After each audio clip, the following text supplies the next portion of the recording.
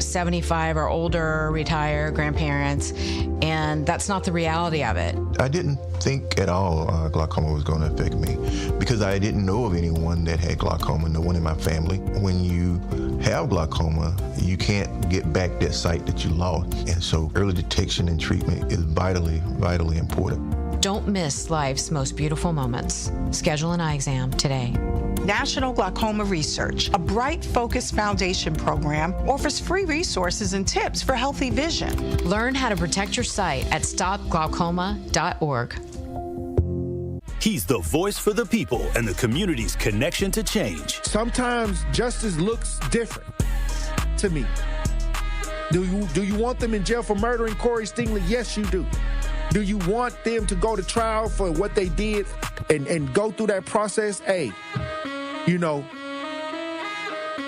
But at the end of the day, the men that took Corey Stingley's life, something happened to where they have to accept the fact that they did that and that they have to be labeled a murderer for a certain length of time on they, you know, and when it was nothing, I think that was a huge thing that happened when you had to climb mountains to get to this point. 13 years? The Tory Lowe Show, weekdays from 1 to 4 p.m., live on YouTube and right here on 101.7 The Truth. Are you ready to level up your mindset, your money, and your future? Join Coach Erica Odom, real estate investor, success coach, and published author for On the Journey with Coach Erica. This month's episode airs Wednesday, February 18th at 6 p.m. and focuses on why real estate is a mindset before it's a move. Coach Erica welcomes Cortez Perry, author and entrepreneur, and realtor Brianna Job as they share the routines, discipline, and mindset that sets successful people apart. Tune in to On the Journey with Coach Erica, live on the award-winning 101.7 The Truth. Truth Nation, something big is coming. The Summerfest lineup you've been waiting for is dropping soon, and 101.7 The Truth is getting you ready early. From February 16th through February 19th, we're giving you a chance to win T-Mobile 9-day power passes so you can experience it all. Listen throughout the day for your shot to win and get plugged in before the official lineup announcement. Don't miss out, the countdown is on. Only on 101.7 The Truth. This is the Bloomberg Black Business Beat, brought to you by FidelityInvestments.com. Now that we're in the second year of President Donald Trump's second term, our team of analysts at Bloomberg Intelligence is taking stock of how some of the administration's pushback against DEI is changing the business landscape. Bloomberg Intelligence senior ESG analyst Rob Dubois says since the Trump administration took office last year, we have seen a drop in boardroom diversity. But he explained some of it might not be because there are actually less people of color, but because companies stopped talking about it. If these companies aren't disclosing the diversity of their directors, and some of them have said they're really not, there's actually really no way to tell, unfortunately. I mean, gender's a little easier because you can still use he, she pronouns, but in terms of racial diversity, it's really difficult if the company's not telling you. But it's not all on the White House. Many companies curbed DEI programs to avoid pressure from conservative activists. I'm Bloomberg's Justin Milliner on the Black Business Beat. Time is valuable. That's why Lowe's Blueprint Takeoffs turn blueprints into quotes faster. Bring us your plans, and we'll generate itemized material lists to make quoting easier so you can get back to building. Plus, at the Lowe's Pro Desk, you get access to thousands of building materials not sold in store. And when your order's ready, we'll deliver everything to the job site. Improving is easy at Lowe's. Working as a dedicated Fidelity advisor, I always ask, what's important to you? I'll look at those priorities and goals alongside your full financial picture to build a comprehensive plan designed to help grow and protect your wealth. With proactive portfolio insights and an eye on taxes, I'm here to help you make the most of your money. I'm Laura Maxwell, and I'm a dedicated Fidelity advisor. Learn more at fidelity.com/wealth. Investment minimums apply. Fidelity Brokerage Services, LLC, member NYSE, SIPC. You're listening to the new 101.7 The Truth, founded in partnership with American Family Insurance. Insure carefully, dream fearlessly. 101.7 FM, 1510 AM, WGKB Waukesha, and W269DL Milwaukee, a locally owned Good Karma brand station.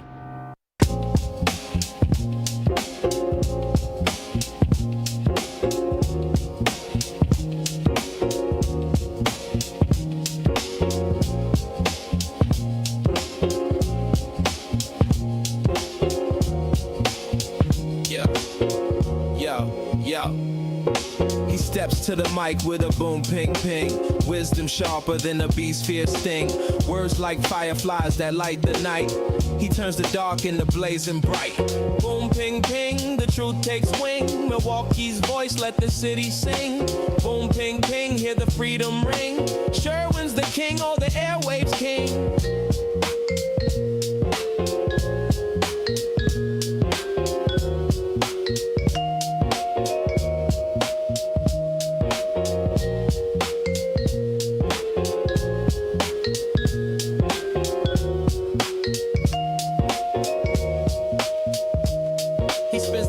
That shake the ground, unveils the truth where lies abound.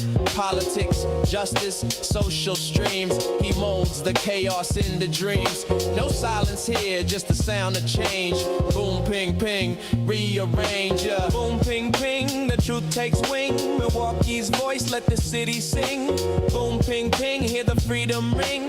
Sherwin's the king, all the airwaves king. Through the static, through the noise, he amplifies the people's voice. Boom, ping, ping. Like a heartbeat's call, he's got the wisdom to break down walls. Yeah. Da, da, da, da, da, da, da, da, da.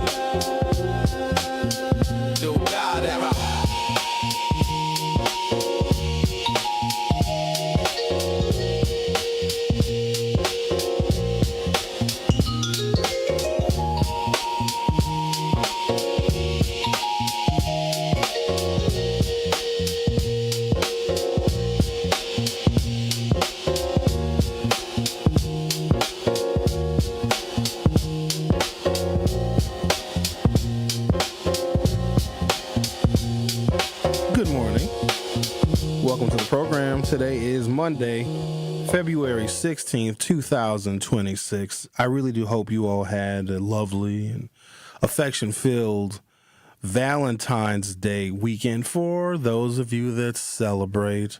I know a bunch of you are saying, oh, Sherwin, that's a Hallmark holiday. They all are Hallmark holidays. But for those of you that choose to show your affection to your significant other or others, I have some questions. First of all, did you guys have a good Valentine's Day? Of course, for those who celebrate, not for those of you that are sad, lonely, grumpy, single, and mad at the world. But there's this phenomenon that I am familiar with called Galentine's Day. You know, we had our conversation about it. And I put a poll up in my Facebook group, and I was so disappointed by the answers.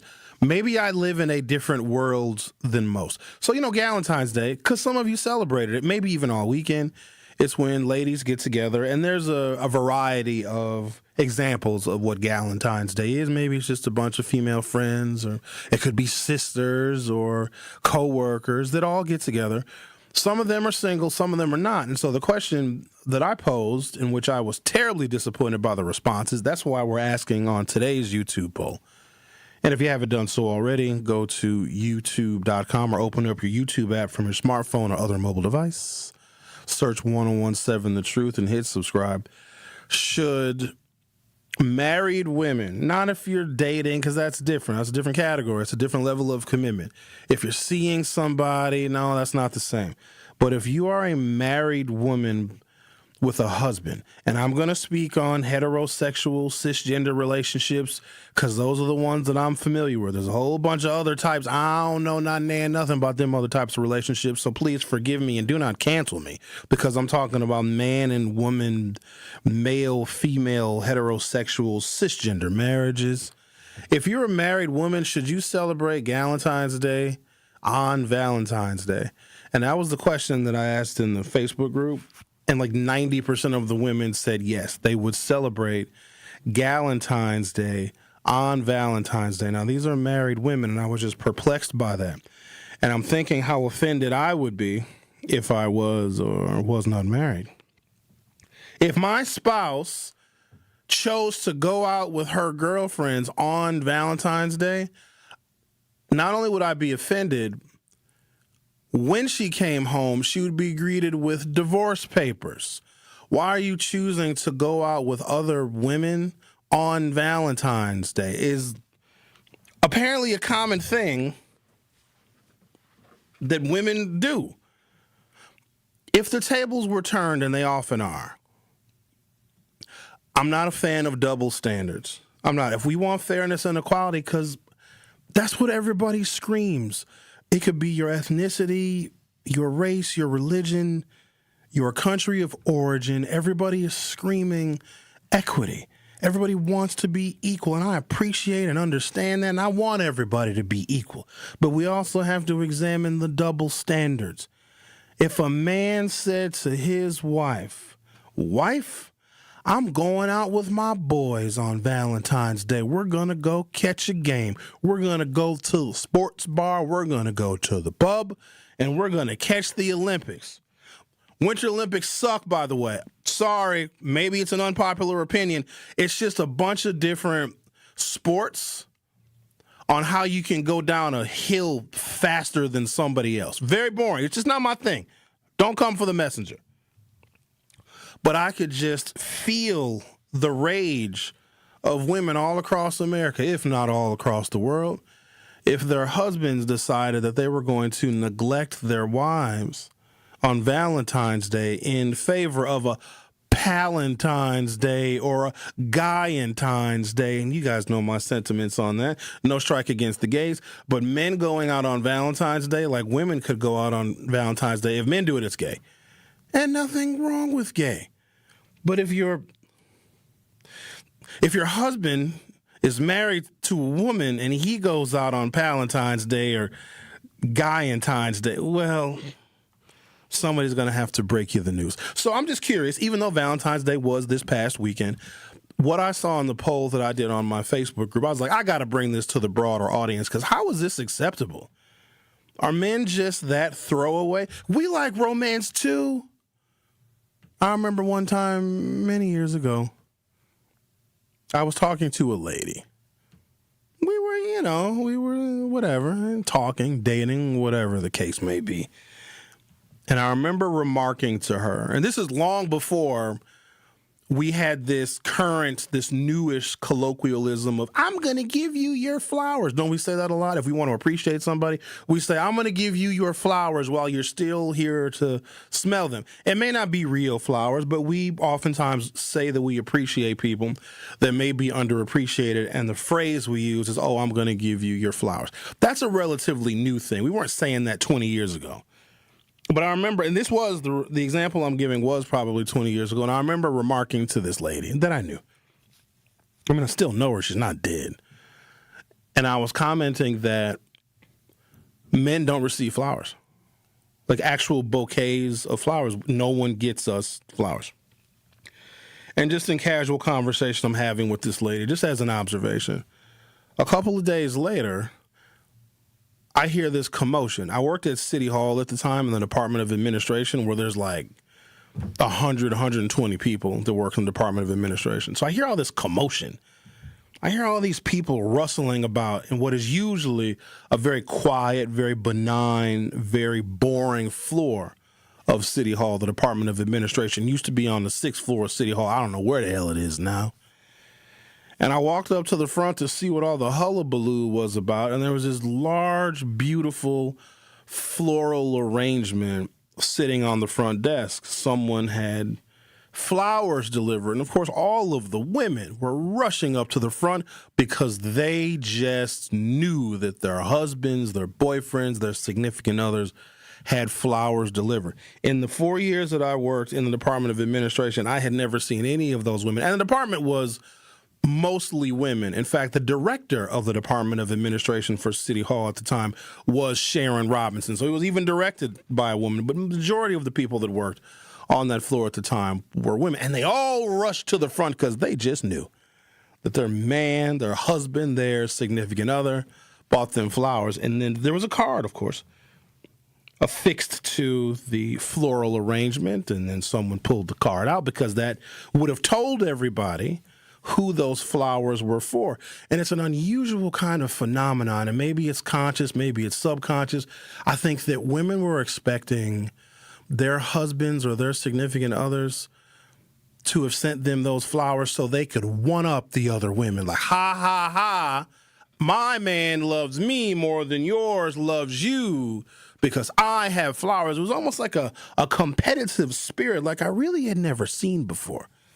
And then when our receptionist read, to Sherwin Hughes, I parted those women like the Red Seas. Get out of my way. These are my flowers. You should have seen the looks on their faces. They were dejected. All walked back to their cubicles with their heads down.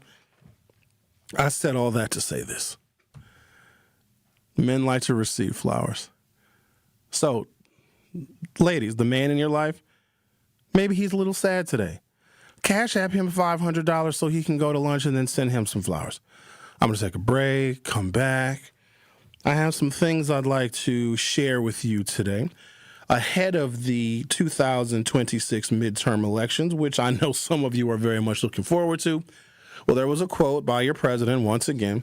He said publicly that if the Democrats win control of both chambers or either chamber of Congress, in which they are now in small minorities, Donald Trump literally said he will not let the Democrats take control. He is going to stop the will of the people. Combine that with his incessant rhetoric of wanting to not hold the 2026 midterm elections or wanting to federalize them. I'd like to explore this a little bit more because maybe some of the things the president says we shouldn't believe, but then there are other things that I think we should at least be mindful of and take serious. Oh, and by the way, today is President's Day. Yay, where we celebrate all the presidents. So many things to discuss today. Would love to hear from you. Thoughts, questions, comments, concerns, generalized anger. 833-212-1017, 833-212-1017. You can call or you can text. The Truth with Sherwin Hughes. We'll be right back. Don't touch that dial. The Truth with Sherwin Hughes will be right back on 1017 The Truth, The Truth app, and 1017thetruth.com. You served behind the desk. You served in combat. You did 4 years and got out. You were drafted. You gave 20 years. You gave exactly what your country needed. And so did you. When you raised your hand and swore an oath to your country, when you put your name on a dotted line, you became part of only 1% of Americans who did the same. You are a veteran. You are a veteran. You are a veteran. Because no matter when, where, or how you served, you made a sacrifice for your country, and you deserve support. If you're struggling with life after service, don't wait. Reach out. Reach out to a loved one, to a fellow veteran, to VA. Find resources at va.gov/reach. Brought to you by the United States Department of Veterans Affairs and the Ad Council. This is The Truth with Sherwin Hughes on 1017 The Truth, The Truth app, and 1017thetruth.com.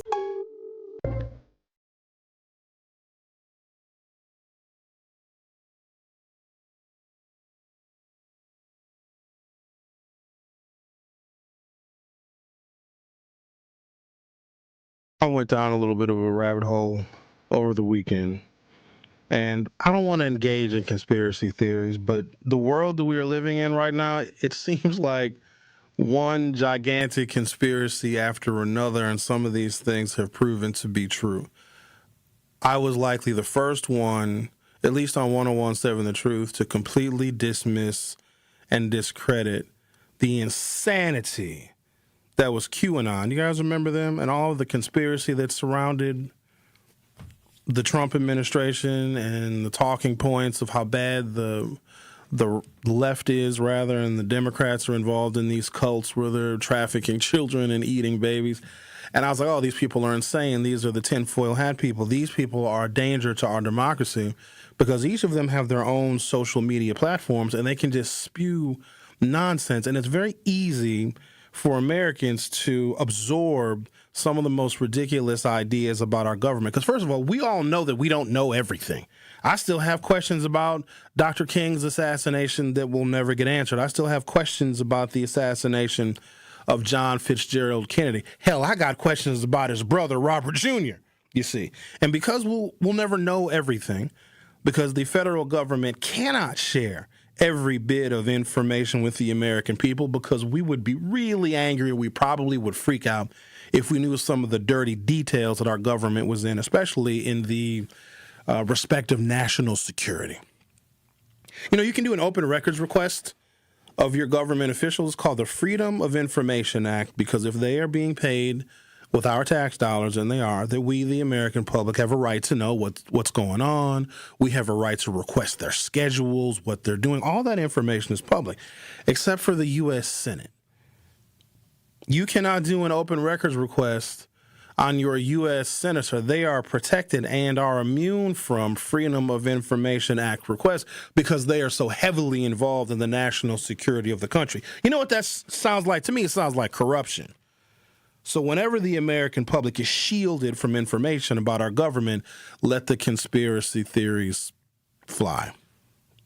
And so there's always going to be an air of mistrust, especially if you're a Democrat and Republicans are in control, and we're never going to know all of the information, all the details about what our government is doing. And also, if you're unhappy about your life, if you don't like, I don't know, the tax system or the cost of health care, or job creation might be a little low, or the Dow, for God's sakes, is below 50,000, we, of course, put a tremendous amount of onus on the government. And if they're doing bad things or things that we disagree with, well, we just blame them. And sometimes the conspiracy theories can get very, very wild. And so I was looking at just the pathology of our most recent elections. Of course, Donald Trump won in 2016, and all of his wins and losses are easily explained.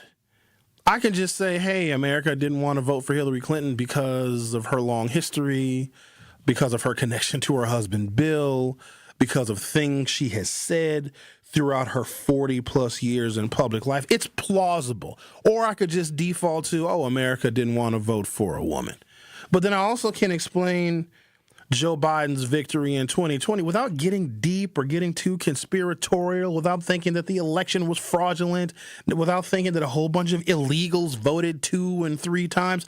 I can just say during COVID, there were so many people that were so incredibly upset about the current climate in America, the social climate, the political climate. A lot of people were upset, myself included, about witnessing the murder of George Floyd. And Donald Trump was president then, and we know that Donald Trump had a particular set of ideas and ideals when it comes to law enforcement, that they could, in fact, and he encouraged them to be very rough on people that they were detaining and arresting. And it made a lot of sense that Joe Biden could win that election because people may have been just a little bit dissatisfied with how Donald Trump conducted himself during his first term. So it's very plausible and easy to explain why Joe Biden may have gotten elected. He did get elected in 2020, but then you fast forward to 2024, I suppose I can use the same common sense and see how Kamala Harris did not get elected. And we've done an autopsy on that election many, many times. But throughout those epochs of American presidential history that I just discussed, these recent epochs, the idea of fake, fraudulent elections and Donald Trump actually won the 2020 election has been circulating in the atmosphere. In fact, if you were to ask Donald Trump on a good day if he believed any elections were legitimate, he would say no, except for the elections that he won. All the elections are fake and fraudulent. And he really has this vendetta against mail-in votes, mail-in ballots. Because if you recall that evening in November of 2020, there were some places where Donald Trump was leading. Now, remember, COVID. A lot of places went to mail-in voting. A lot of folks voted by mail for the first time. In fact, the numbers of people that voted by mail in 2020, because polling locations were either not open in person or they were very limited because of COVID. So a lot of people did the convenient route and they voted by mail. So those places and spaces where there was in-person voting, you know that those votes get counted first. And in more conservative-leaning places where they didn't really believe in COVID, they kept their polling locations open. So think about all of the red states and all of the red towns, maybe throughout the South, throughout the Bible Belt, maybe in the upper Midwest, where they had normal, regular, in-person voting because their COVID restrictions were low or non-existent. So those people that likely voted for Donald Trump voted en masse on Election Day. And up until the last couple of years, Republicans prided themselves on voting on Election Day. They didn't mess around with all that absentee balloting and voting early because Republicans never trusted it, because of the conspiracy theories that may weave themselves in and out of Republican talking points. And, of course, Fox News. Republicans were always encouraged to vote on Election Day, so a lot of them did not vote by mail. So imagine a scenario in which the people on that Election Day in November of 2020 that voted for Trump, that supported Trump, that listened to all the talking points that they shouldn't vote by mail, they shouldn't vote by absentee, and they all voted in person on Election Day, November of 2020, and their votes were counted first. But that doesn't mean the election is over, because mail takes a little bit longer. And as long as your ballot was postmarked by Election Day, hell, it might take 3 days or 4 days to count all the ballots. Now, I've always understood that we as Americans, we want every vote counted. And if there is a state or a municipality that relies heavily on mail, we as Americans, regardless of party, respect that. And do you know where mail-in voting even came from? They wanted soldiers on the Civil War battlefield to be able to vote because they were Americans too. They just happened to be busy shooting each other. But we have mail-in ballots because we want to be respectful to men and women in uniform, whether they are here fighting a civil war or whether they are in some foreign military theater overseas. So mail-in voting is as American as apple pie, you see. Votes were counted that night first from the people who cast their ballots in person in November of 2020. Donald Trump's vote total was up. Trump wanted all of the voting to stop, all of the counting of ballots to stop, flying in the face of mail-in votes, which if the mail-in ballot was postmarked by Election Day, you still counted, even if that ballot comes in a week later. From that point on, when Donald Trump saw he was leading in 2020 because the in-person votes were counted first, and remember, those were much more likely to be Republicans that voted in person on Election Day because their cities, towns, and municipalities had little to no COVID restriction, where northern cities and towns did. There was an election in 2020 where we only had, it must have been the spring election of 2020. So the city of Milwaukee has got 180 different polling sites and polling locations. The number changes. But during the height of COVID, because we had an April 2020 election, there were 5 polling locations that were open in the city of Milwaukee. I need you to imagine this now, where we are used to having over 150 different polling sites and polling locations in the city. It was condensed down to 5. And that had a major impact on voter turnout. In fact, I think it had an impact on who did and who did not get elected in the spring of 2020 because we had such incredible COVID restrictions. And a lot of our poll workers in the city of Milwaukee are elderly folk. And we couldn't tell them to go out in the early days of the pandemic to go sit and interact with hundreds or thousands of people on Election Day at a polling site. So we only had 5 polling locations that were open. Now, don't worry, people still voted, but a lot of folks voted by mail. It takes a little bit longer to count those votes. Donald Trump still to this day right now is on a crusade against mail-in ballots because mail-in ballots cannot be hacked. I discovered some information that it sounds conspiratorial, but the fact that Donald Trump is still going on about our elections are fraudulent is because he has committed the voter fraud.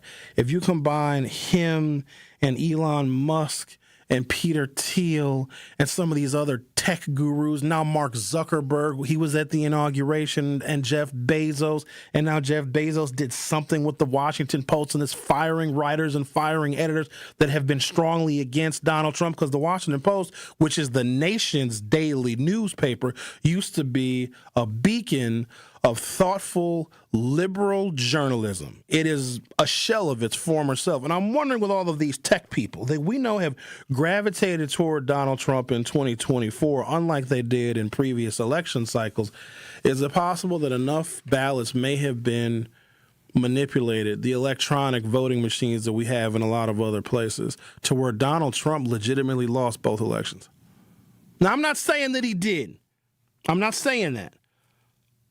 But I'm saying that the reason why he is always yelling and screaming about voter fraud, because there's one thing you need to understand about deciphering this man and his intent. He will accuse his enemies of what he is doing. And that goes back to Hitler. If you are doing something below board that is illegal, that is immoral, that is fraudulent, you first accuse your enemies of it. Now, I'm not saying that all of these tech people may have manipulated the votes in certain places, spaces, and certain counties. I'm not saying all of that. But what if they did? And what if he is hyper aware of voter fraud because he, Donald Trump, who has accused the Democrats of it, what if he is guilty of it himself? I'm going to take a break, come back. I really don't want that to be the case now. But it's possible that he may have lost the 2024 election, but because of his newfound tech guru friends, because remember, a lot of our votes are transported electronically. Anything that uses the internet can be hacked and intercepted. Some of y'all have received settlements because your identity, through some big data breach, your credit card company or your bank, and some folks have even received settlements. I know that AT&T is in the middle of doling out a settlement because if you were an AT&T cell phone subscriber or home internet subscriber, all of our information got hacked. They offered free credit monitoring and all these other services and settlement checks of up to $7,500 because we know that anything that's electronic can get hacked. I have a feeling now, and I'm not saying that Donald Trump lost the 2024 election. I'm just saying that the possibility exists. We'll talk more about that on the other side. It also might explain why he wants to federalize the elections, meaning he is in total control, and he wants to do away with mail-in ballots because when you have a paper ballot, you can't hack a paper ballot, you see. But there are just enough places that don't have paper ballots where the manipulation of those vote totals, when transmitted online, could be intercepted and altered. You're listening to The Truth with Sherwin Hughes on 101.7 FM. Don't go anywhere. I'll be right back. Don't touch that dial. The Truth with Sherwin Hughes will be right back on 101.7 The Truth, The Truth app, and 101.7thetruth.com. Many wins. Many wins. Waiting at Potawatomi Casino Hotel Milwaukee. This February, you could break the bank and get down with a share of $300,000 in prizes. Bust out your rewards card and play to earn entries. It all goes down with Thursday drawings. Break the bank. Only at Potawatomi. More info online. Must be 21 and a rewards member to play. It is time to plan for kindergarten. Will your child turn 3, 4, or 5 by September 1st? Learn about kindergarten programs and enroll now at Milwaukee Public Schools. Explore schools offering traditional kindergarten, Montessori, and more. MPS students enjoy art, music, and physical education along with reading, writing, math, and science. Bus transportation and before and after school care are available. Attend the citywide kindergarten enrollment fair on February 21st at North Division High School. Get the details at mpsmke.com/enroll. Real talent is defined by what people can do, not where they learn to do it. So by stopping at the education section of a resume, you might throw away the perfect hire. You might miss someone who has valuable skills to offer to help your business thrive right now and in the future. Because the truth is this: Skills First Hiring helps you see talent others miss, like more than 70 million stars, skilled through alternative routes. When you let their story unfold, you gain a competitive advantage because hiring managers who start with skills are 60% more likely to find a successful hire. See the real person, complete. See what others miss. Hire skills first. Learn why it's a competitive advantage at tearthepaperceiling.org. Brought to you by Opportunity at Work and the Ad Council. Did you know that for 80 years, Paralyzed Veterans of America has been a lifeline for our nation's veterans with spinal cord injuries and diseases like MS and ALS, and all people with disabilities? In just the last 12 months, PVA has funded research of the first non-addictive pain medication in over a decade, partnered with an award-winning sports anchor to fight for accessible medical care for women veterans, ensured all women with disabilities feel seen and empowered with help from a top cosmetic company. And that doesn't even include what PVA have done over the last 80 years, like secured the passage of the Americans with Disabilities Act, pioneered wheelchair basketball, helped design iconic landmarks, made the DC Metro a model transit system, and wrote and distributed resources in over 60 countries in 4 languages. None of this would be possible without your help. Every breakthrough, every battle won, and every life impacted is driven by you. Visit PVA.org to learn more. This is The Truth with Sherwin Hughes on 1017 The Truth, The Truth app, and 1017thetruth.com.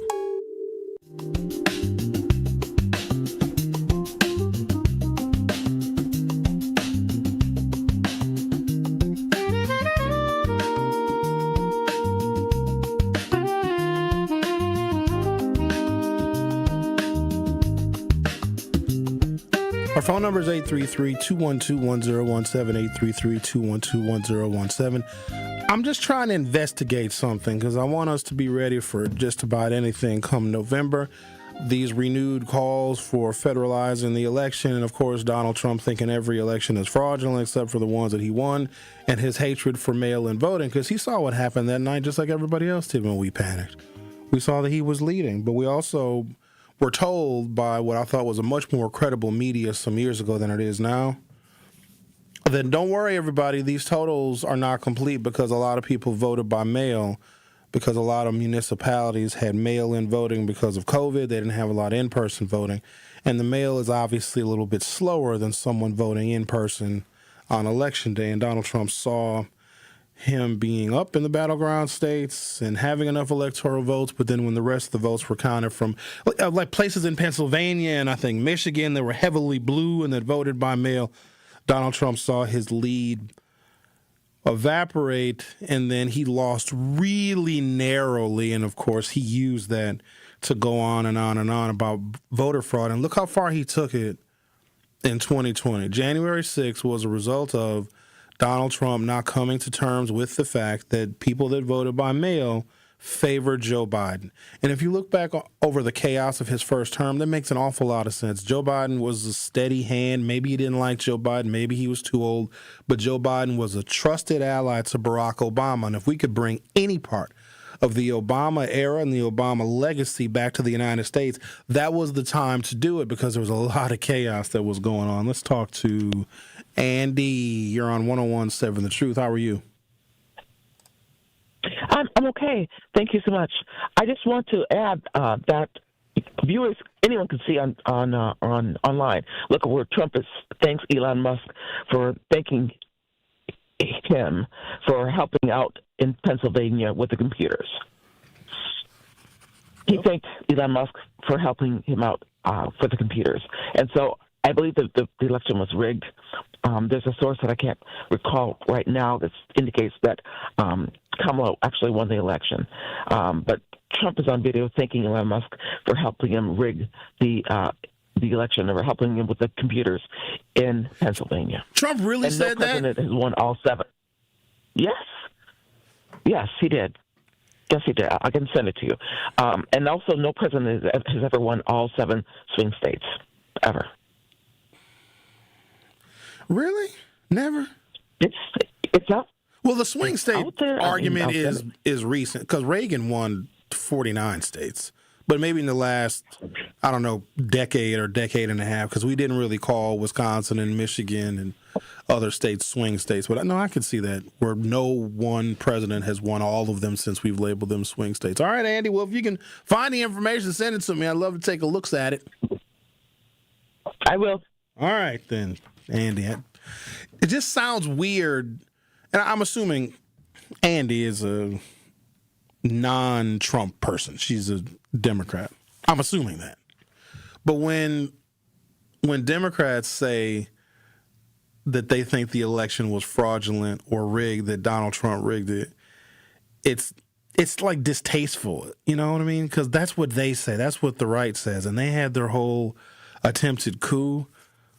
I don't want that moment to be lost, but I think it is. There are people that stormed the Capitol, and they built a gallows with a noose to hang Mike Pence. That is rude, to say the least. I thought Mike Pence was their guy.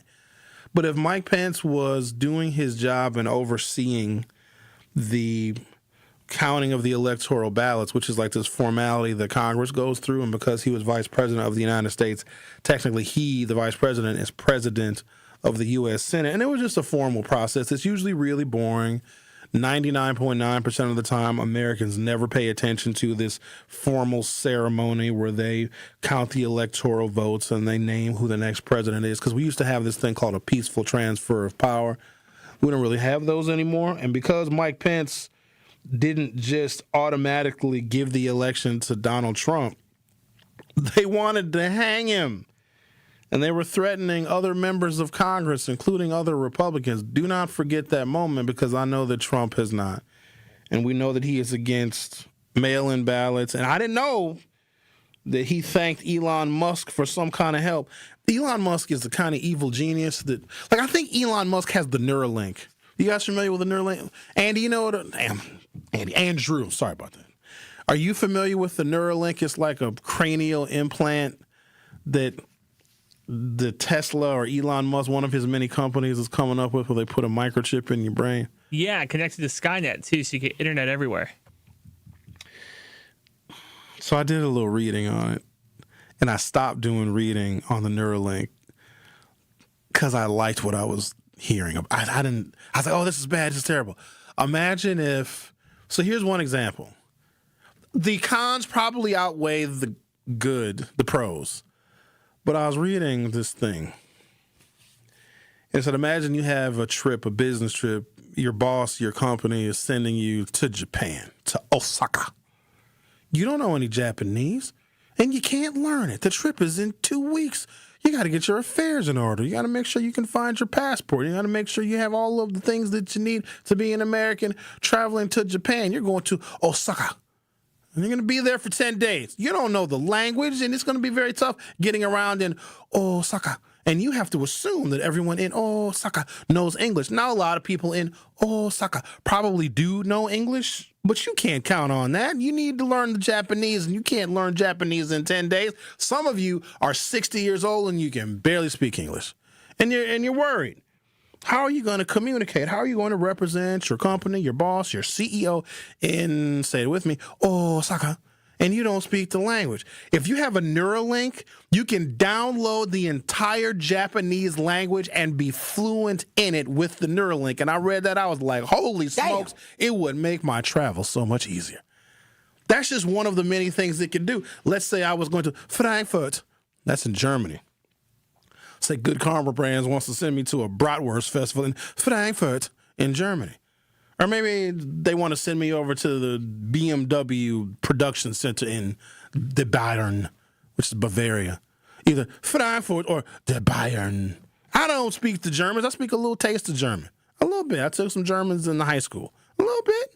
Speak a little taste of German, but not enough German to be able to get by and get around productively in Germany. If I had a Neuralink in my dome piece, I could just like go online, like, okay, select language, boom, German. And then all of a sudden I would be fluent in German because the Neuralink is inside of my brain stem, and it would make me be able to speak German.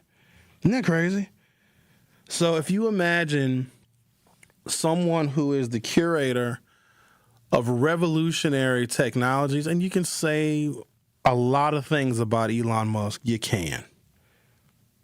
Keep that same energy when you drive a Tesla. Keep that same energy when you get into a Tesla that has AI built into the operating system of the vehicle, and you put in your GPS, whatever destination you're going to, and that Tesla self-drives you to your destination without you having to do anything. You can eat your McDonald's You can check your emails and your vehicle will drive you to your destination. And I know some of you don't trust self-driving. Damn thing has got 7 cameras that can see around the vehicle and has a bird's eye view. And that's better than any human being. Not to mention, self-driving Teslas have something like 2 or 3 billions of logged miles. And each centimeter a Tesla moves on any of these roads, nationally or internationally, it is collecting data on how to improve self-driving. I'm just saying, Elon Musk is not exactly a savory character, but damn, can he make a car. And if, in fact, as Andy said when she called in a moment ago, Donald Trump thanked Elon Musk for some help in Pennsylvania, there could be some truth to this. My article says, in theory, it is technically possible for cyber or physical attacks to attempt to alter votes, but then it goes on to say, however, based on current U.S. election architecture, technology, and auditing systems and real-world evidence, it is extraordinarily difficult, not impossible, but extraordinarily difficult to alter vote totals at a large enough scale to fraudulently change the outcome of a federal election. But in particular districts and battleground states, it can. Take a break, come back. I'm not saying that Donald Trump lost the 2024 election. I'm not saying that Kamala Harris has a credible and maybe even legal case that she can stand on to say, hey, maybe there was some fraud. Maybe these tech gurus got together and altered just a few. Because here's the thing. If you voted for Donald Trump, there's no way to verify that. If you voted for Kamala Harris, there's no way to verify that. You cast your votes, and then there's just a number that is collected and tallied. We can't necessarily attribute your vote to you. So let's say Sherwin and Andrew and Andy and Zach and Homer Blow and Dame Elsie and Bailey Coleman all voted for Kamala Harris. Let's say Tory Lowe voted for Kamala Harris. How would we know if our yes votes for Kamala were changed to yes votes for Donald Trump? We would literally have no idea. And if you did that in some places just with 1 in 10 or 1 in 20 or 1 in 30 voters, you could, in fact, change the outcome of an election, keeping in mind that the last several election cycles here in the state of Wisconsin, whether it be for president or for governor, were decided by 30,000 votes out of almost 4 million registered voters. The Truth with Sherwin Hughes on 101.7 FM. We'll be right back. More of The Truth with Sherwin Hughes is next on 101.7 The Truth, The Truth app, and 1017thetruth.com.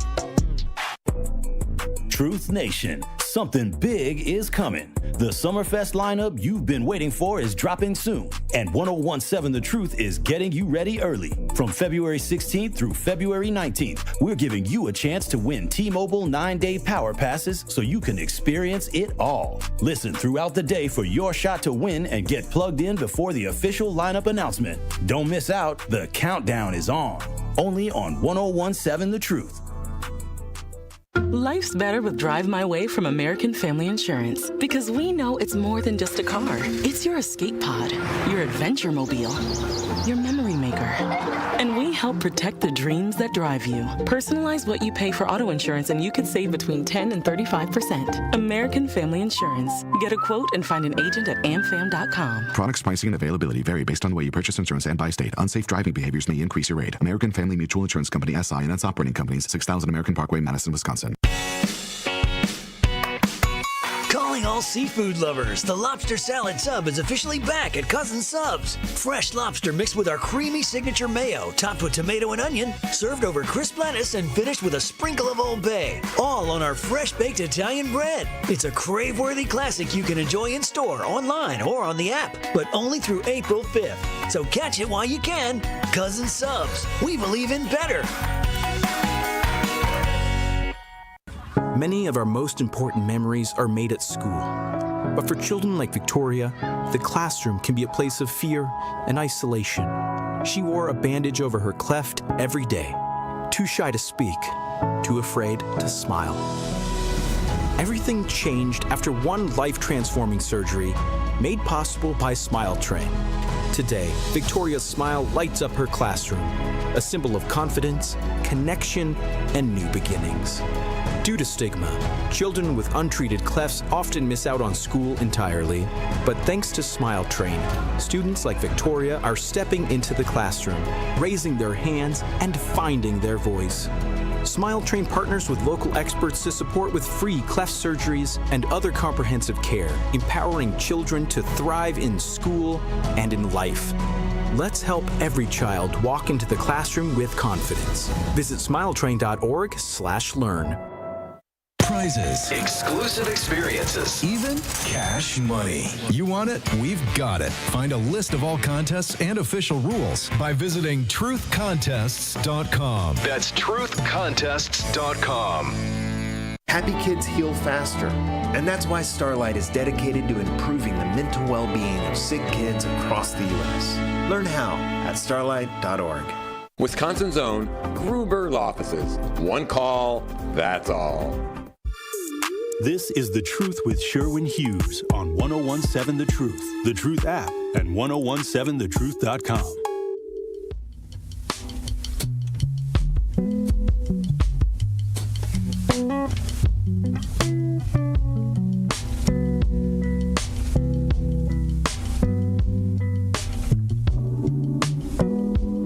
Reggie says, Reggie, why would you admit to this?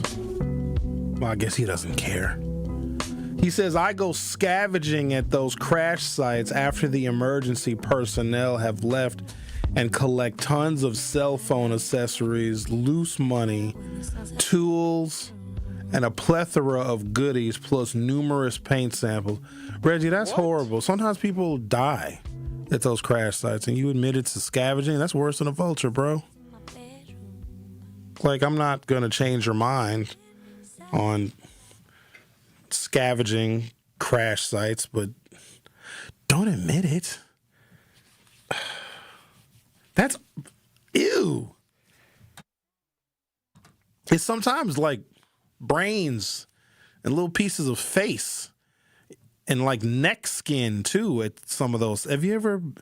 They're gross. Like when there's a fatality, oh, it's really gruesome. You can't always get all the person out. I think Reggie might have been making a point about self-driving vehicles.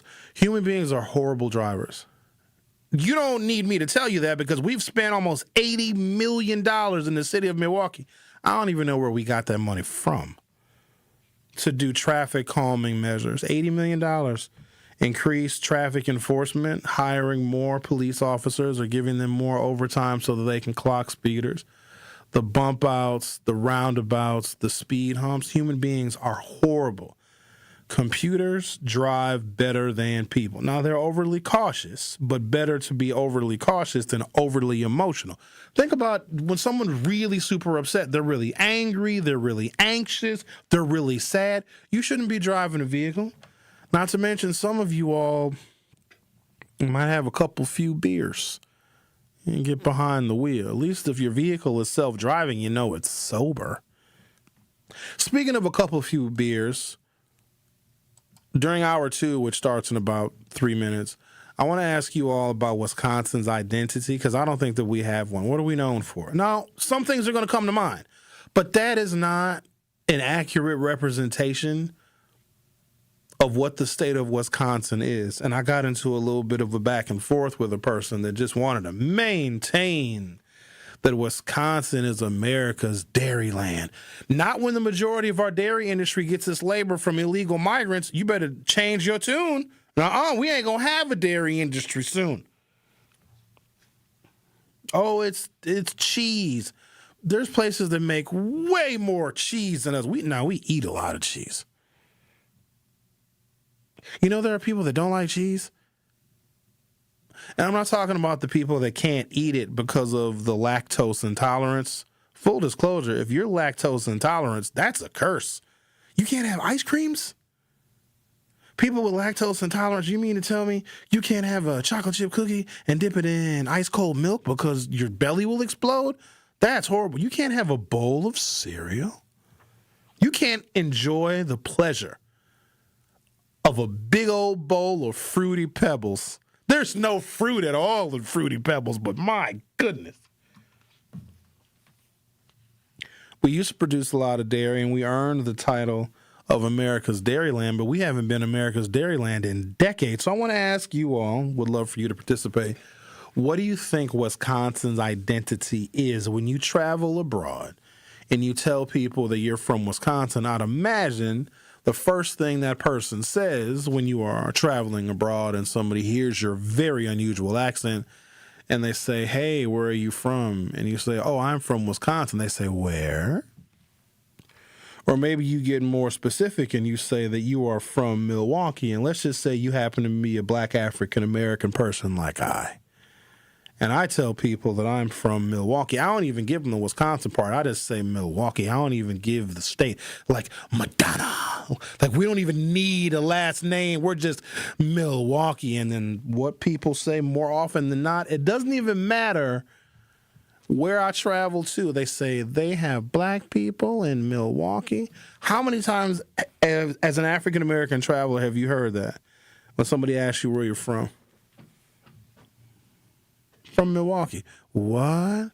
They have black people there? And I get offended by that because not only do we have black people here, we have black people that are doing great things, that are moving mountains, that are changing the course of history and making black history every single day. Some days I think we have too many black people here. So I'm curious as to what you all think Wisconsin's identity is. And this is a state that has very different, spaces and places, some urban, some rural, some liberal, some conservative. Is there an identity that we all can agree on that is the identity of Wisconsin? So at some point during hour 2, I want to have that discussion, but I also want to make sure that we are vigilant about what the president is saying and speaking about as far as the midterm elections go. The Truth with Sherwin Hughes will be back for hour 2.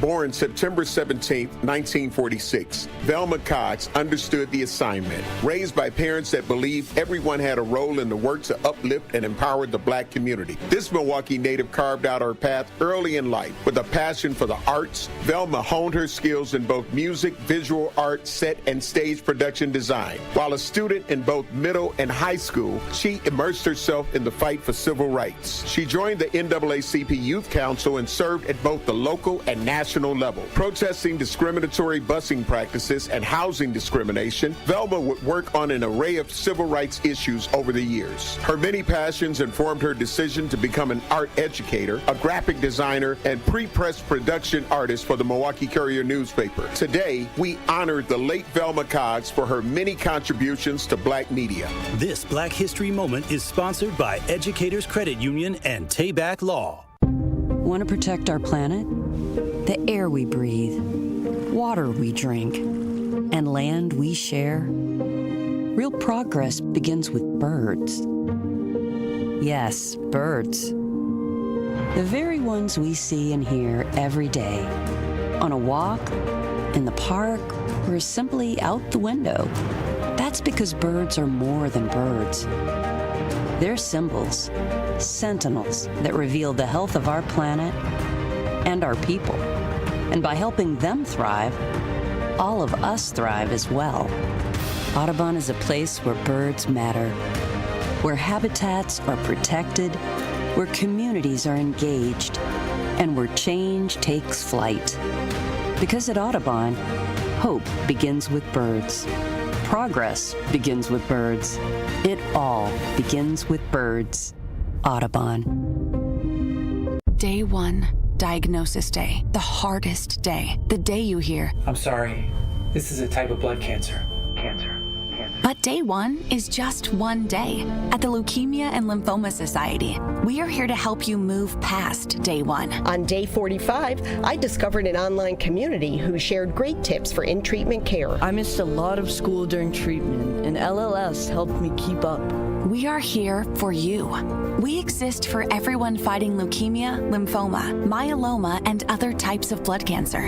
On day 185, LLS helped me file my insurance claims properly. Day 5,840 and counting, and I'm still in remission. To learn more and get help on day 1, day 2, day 983, or any day, please visit LLS.org or call 1-800-955-4572. That's LLS.org, 1-800-955-4572. You're listening to the new 1017 The Truth, founded in partnership with Associated Bank. Your money works here. 1017 FM, 1510 AM, WGKB Waukesha, and W269DL Milwaukee. Locally owned Good Karma brand station. This is The Truth with Sherwin Hughes on 1017 The Truth, The Truth app, and 1017thetruth.com.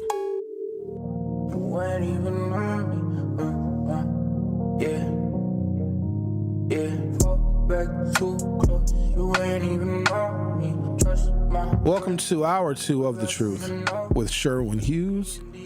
Our phone number is 833-212-1017, 833-212-1017. We got a couple of text messages. I'm going to engage these texters here. Gnostic Devil says, since you're talking about elections, 2 questions. Can you explain this math? Barack Obama won twice, plus Hillary Clinton won the popular vote, plus multiple red state lady governors. So there's more to the comment that Gnostic Devil type, but I just want to address that. You can't just look at the math. You have to look at the political climate of the day. Barack Obama was a popular candidate. And there might have been a resignation when he was running for his first term because the country was in really, really, really bad shape. Economically, we were in bad shape. We were losing 1 million jobs a month. Home foreclosure crisis was going on. Banks weren't lending anymore. The automakers were in a lot of trouble. They went to Capitol Hill to ask for a bailout. It was very disingenuous because a lot of those CEOs of American auto manufacturing flew their private jets to Washington, D.C. to ask Congress for money, so that was a little disrespectful. We had 2 wars going on. And Barack Obama was not experienced in all of the turmoil and resolving those kind of issues on a grand and global scale, domestically when it comes to policy. And then there's the whole healthcare thing that we were still dealing with. There are many things that are happening. And Barack Obama was selling hope and change, which really isn't a policy. It felt really good, though. It was an optimistic time, I think, for a lot of Americans, especially when he won. But he didn't have the experience. I think the resignation was, let's vote for this guy because we can just blame it all on him. We can just scapegoat him because no single human being, even if you put together the best administration, the best cabinet, the best people, you put together the best people. There's no way that any president could ever pull America out of the doldrums that we were experiencing, right? So sometimes I think when we're in really bad shape, put the black person in there and let them take the fall for it. Because who realistically would have thought that a guy who had been senator for 2 years? Maybe 2.5 years? Could be elected president and then remedy some of the issues. And did he ever? The Dow exploded. We got out of the wars. Not perfectly, of course. Banks started lending again. The economy really did gangbusters. In fact, so much money was made, even by Wall Street billionaires. Barack Obama made a lot of billionaires with his economy. A bunch of guys got together and said, yeah, we'll buy your Milwaukee Bucks team, and we'll split the cost of building you a brand new arena. Those were all Democrats. The original owners group that assembled to purchase our Milwaukee Bucks basketball team, those are all liberals. In fact, some of the state money that we got to build the Fiserv Forum, Governor Scott Walker threatened to pull the state's contribution to the Fiserv Forum because Barack Obama met a lot of the new ownership of the Bucks on the tarmac, and Scott Walker, our Republican governor at the time, didn't like that. So Scott Walker was a little brat that had presidential aspirations of his own. Don't worry, they got dashed. But he was angry that the people that were coming in to buy our City of Milwaukee basketball team were very, very liberal and close and personal friends with Barack Obama. Let me get back to this text message here. Since you're talking about elections, 2 questions, Gnostic Devil says. Can you explain the math? Barack Obama won twice, plus Hillary Clinton won the popular votes and multiple red state governors. But Hillary Clinton did not win the Electoral College. Please don't discount that. And we don't use a popular vote system when we determine the president. We can have a conversation about that, but I think that if you don't know that by now, then I don't know what rock you've been hiding under. If we went to an all-popular vote system, you notice that people aren't really talking about that anymore. So maybe it was when Hillary lost, because people saw like, oh, if we just used the popular vote, then Hillary would be president. We should do away with the Electoral College. The Electoral College is a throwback and a vestige to slavery because northern states that had less population obviously had less representation in Congress because slaves were counted as 3/5 of a human being. That actually was the compromise. Originally, they wanted to count every slave as an individual, and that would have like doubled southern slave states' congressional representation. So the only bills and laws that would have passed out of Congress would have been pro-slavery. So the northern states were like, hey, that's not fair. Just because you have more stolen people doesn't mean that you have the right to have more representation in Congress because slaves aren't represented politically and electorally anyway. So they came up with a compromise. Okay, well, everybody gets 2 senators no matter how much population you have. But now it's getting to be ridiculous, and let me tell you why. What is the lowest population state? Montana, maybe? One of the Dakotas? I think it might be Montana. Not even 1 million people. What do you think, Andrew? Montana? One of them states. It is Wyoming with 580,000. There are more people in the city of Milwaukee than are in the whole state of Wyoming. Here's the problem. Wyoming gets 2 senators. Andrew, since you have your fast Google fingers up, can you quickly see the population or population estimates for the state of California? Since we're checking population. So Wyoming has got 1 at-large member of Congress and then 2 U.S. senators, and California is probably 39, 40 million people. Something like that. We're going to get you the exact totals. 39.36 million people. All right. Does it make any sense to you how and why 39 million people have 2 senators and Wyoming also at 580,000 has 2 senators? It's ridiculous. But if we went to an all-popular vote presidential election, which no one is talking about anymore, that was a rallying cry for the left years and years ago when they saw that Hillary Clinton lost the Electoral College and won the popular vote. It's almost like people didn't know how our elections presidentially were decided. Probably some of the same people that didn't know that if you live in Puerto Rico, you're a U.S. citizen since like 1917. If we went to an all-popular vote system, do you think anybody would come to Wisconsin? No. Who cares about our 3.8 million votes when you can get 40 million votes, within reason, of course, out of California? You can get, 22 million votes out of Texas. You can get 11 million votes or 10 million votes out of Florida. You can get 22 or 24 or 25 million votes out of New York. You would have the most populated places. The top 10 most populated states would determine our presidents, and I don't think y'all would like that. In fact, California could potentially determine our presidents because if one presidential candidate just campaigned up and down and up California, they could probably extract enough votes out of a single state. And y'all don't like California because California is liberal and gay. California is so gay that sometimes it just detaches itself from the rest of the United States and just goes on a cruise. And it comes back at night. So the Electoral College allows places like Wisconsin to be considered battleground in which the candidates got to fight hard. They got to fight hard for every single Electoral College vote. Wisconsin is probably, I don't know, I'm going to use an estimate here, maybe 1% of the total popular vote. And that's if we have a high turnout election. We're only 1% of the overall voter turnout in a national and a presidential election. But when you look at the Electoral College, where our 10 Electoral College votes sometimes can be the deciding factor in a presidential contest, we're probably closer to 2%. So we are doubling our political importance because we have the Electoral College. So, Gnostic Devil, I hope that answers your first question. Madam Vice President lost because of racism and sexism, not because she was a poor candidate with a rushed campaign. Also, have you gotten out of that bubble that led you to believe Kamala Harris was going to win up until she didn't?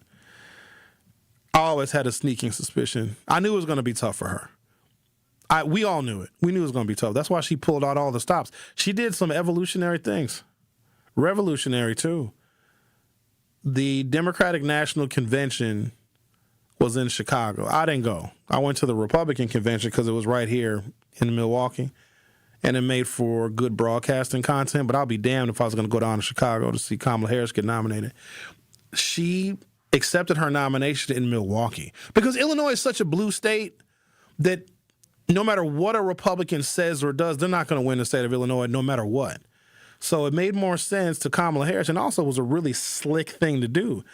Her and Tim Walz got on, I don't know what they took, the motorcade probably, and she accepted the nomination in Milwaukee at the Fiserv Forum while her convention, the nominating convention, was in Chicago. So if you went to Chicago to see Kamala Harris accept her nomination, you felt a little ripped off because she accepted her nomination here. And that goes down in history. The only presidential candidate of either party to have their convention in one city but accept the nomination in person in another, that would not have happened if we had an all-popular vote system. It is the Electoral College votes that Wisconsin contributes to the 270 that are needed that allowed Kamala Harris or provided Kamala Harris do such a thing, which was a monumental moment for us. It was a huge deal. Absolutely. This one comes from alternate.org. Robert Kagan, a conservative historian who has written extensively about American foreign policy, warned CNN's Christian Amanpour that President Donald Trump is likely to meddle in the 2026 midterm elections and thereby take, quote, one big step into dictatorship. The U.S. Congress, both parties, are unwilling to really fight Trump, Kagan told Amanpour after noting that only ordinary people had been standing up to this president. The Republicans have become the party of dictatorship, he added, arguing that Democrats have so far been inadequate in standing up to the president. He goes on to say, I'm worried, as I have said and others have been pointing out, about whether we will even have a free and fair election in 2026, let alone in 2028, Kagan said. I think Trump has a plan to disrupt those elections, and I don't think he's willing to allow Democrats to take control of one or both houses, as could happen in free elections. If you just look back in recent history over his presidential terms, there's no limit that he won't exceed, including January 6th. There's no limit that he won't exceed, including saying the Epstein files were a hoax. He's in the Epstein files 1 million times. There is no limit that he will not exceed, cutting off federal funding to blue states that didn't vote for him. There is no limit that he won't exceed when Customs and Border Patrol are shooting and killing American citizens and breaking down people's doors and looking for illegal aliens without a warrant. There is no limit that he will not exceed, and there is no one to stop him. Do you think that he all of a sudden is going to gain a sense of morality? Because in the event that Democrats take control of the House, this man is going to get impeached more times than humanly possible. Because every day he's committing another impeachable offense. He doesn't want to live through that. Why wouldn't he meddle in the elections? Why wouldn't he test the tolerance of the American people? How far can he go before we get angry? Now, we had 2 people in the city of Minneapolis get killed. It's not really talked about anymore, is it? I'm still focused on or checking the information as it becomes available on the kidnapping of Savannah Guthrie's mother. Who steals the mama of a lady that does the news? Isn't that weird? And then if you dig a little bit deeper, you'll find out that Savannah Guthrie, recorded an interview with several Jeffrey Epstein victims back in 2019, to the best of my knowledge. Those interviews and that story on Jeffrey Epstein and his victim, this is back in 2019. It never aired, and I believe there may have been a threat to air that story that Savannah Guthrie did while she was talking to those victims of Jeffrey Epstein, and I think that the threat was pretty significant to her, obviously. Also, an autopsy recently confirmed that Jeffrey Epstein didn't hang himself. He was strangled. But we're not shocked by that, are we? I don't think that there is a defined limit. Donald Trump said he wanted to make Canada the 51st state. Like, screw you, Puerto Rico. Screw you, Bad Bunny. We're not going to make a U.S. territory for 109 years? 119 years? Puerto Rico's been a territory of the United States, calling for it to be the 51st state. Screw you, Washington, D.C. Donald Trump said, no, we're going to make Canada the 51st state. Now, obviously, Canada had something to say about that. They said, no, it's not about that. It's not about us being the 51st state, or whatever they say in Canada. Then Donald Trump wanted to steal Greenland. There is no limit to how far he will go. Now, when it comes to protecting his self-interests, he'll pay off porn stars. Dude, why are you... And why do you got to pay him so much? You know what I mean? Like, why did you have to pay Stormy Daniels $130,000? You'd think she would have did it for less. Like, hey, Stormy, I got 2 crisp $100 bills. Anything more than that, you'd think, nah, it's not worth it. I don't think there's any limit to how far he'll go. And if he believes that his political future is a little bit more dim if the Democrats get control of the House of Representatives and they may impeach him, why wouldn't he involve himself in that election? Because if him being pedophile adjacent is not enough to anger his supporters. Now, I remember a lot of his supporters, the QAnon people, like, oh, they're having sex with children. And the QAnon people were right. They just had the wrong party. Joe Biden got accused of being a pedophile for smelling a girl's hair. You guys remember that? Remember that little video with Joe Biden? It was weird. But like, Donald Trump is in the pedophiles. And this nothing. But Joe Biden, oh my God, look, Joe Biden smelled her hair. Sometimes people have good smelling hair. Andrew, I bet your hair smells delicious. I'm not going to smell it because I think that might be an HR violation. But you look like you might use herbal essence, but I'm not going to. It's just wild to me that Joe Biden messed up in a debate against Trump, and his presidency was effectively over. You guys remember that? We've even played it on the show. It was a bad mess up, too. It was Medicare.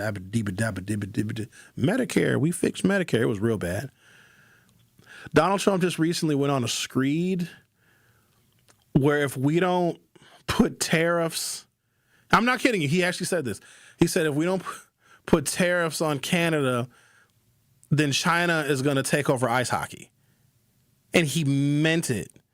He meant that our tariffs on Canada are there to protect ice hockey because China is going to steal ice hockey, okay? And that's not dementia. He's able to get away with anything. He will meddle in the 2026 election. The Truth with Sherwin Hughes on 101.7 FM. We'll be right back. The Truth with Sherwin Hughes returns after this on 101.7 The Truth, The Truth app, and 1017thetruth.com. This Black History Month, 101.7 The Truth, opening up the mic to Milwaukee's youth, young boys and girls sharing what Black history means to them in their own words. I'll be reading and sharing your submissions with the 101.7 The Truth audience all month long. Our voices, our stories. If you know a young person with something to say, share their message on social media, tag @ToryLow_King or 101.7 The Truth. Let's amplify their stories together. Steinhoffel's President 5-Day Sale is happening now, and the furniture and mattress savings are so good. Start with at least 10% off store-wide, then you'll get $50 off every $4.99 you spend, plus doorbusters you gotta see in person. And if you're financing, I got something huge for you. 60 months with no interest until 2031 when you spend over $19.99, plus you'll get a $200 MasterCard reward card. It's only 5 days, so don't wait, and it's only at Steinhoffel's. Life's better with American Family Insurance because we know you love working weekends. If it means working on your dream home, both inside and out.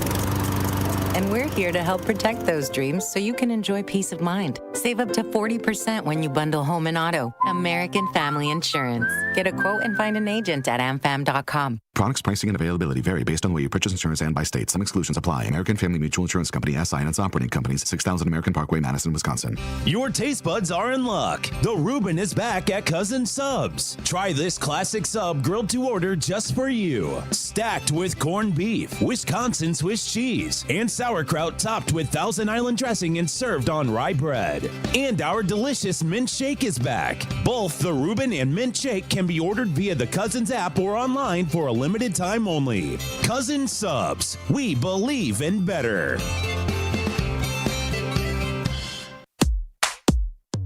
Teachers are dynamic leaders, shaping a new generation. They bring a variety of perspectives from diverse backgrounds, innovating how they teach to prepare students for our fast-changing world. Achieving this takes skill and expertise. They're tireless explorers, creatively discovering a universe of solutions, telling stories, experimenting, inspiring, mentoring, connecting cultures, and connecting with each other, leading by example. Experience the unique joy of helping students thrive. Teaching is a journey that shapes lives. Are you ready to begin?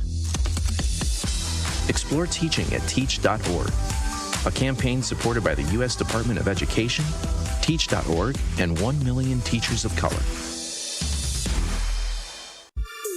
This is The Truth with Sherwin Hughes on 1017 The Truth app, and 1017thetruth.com.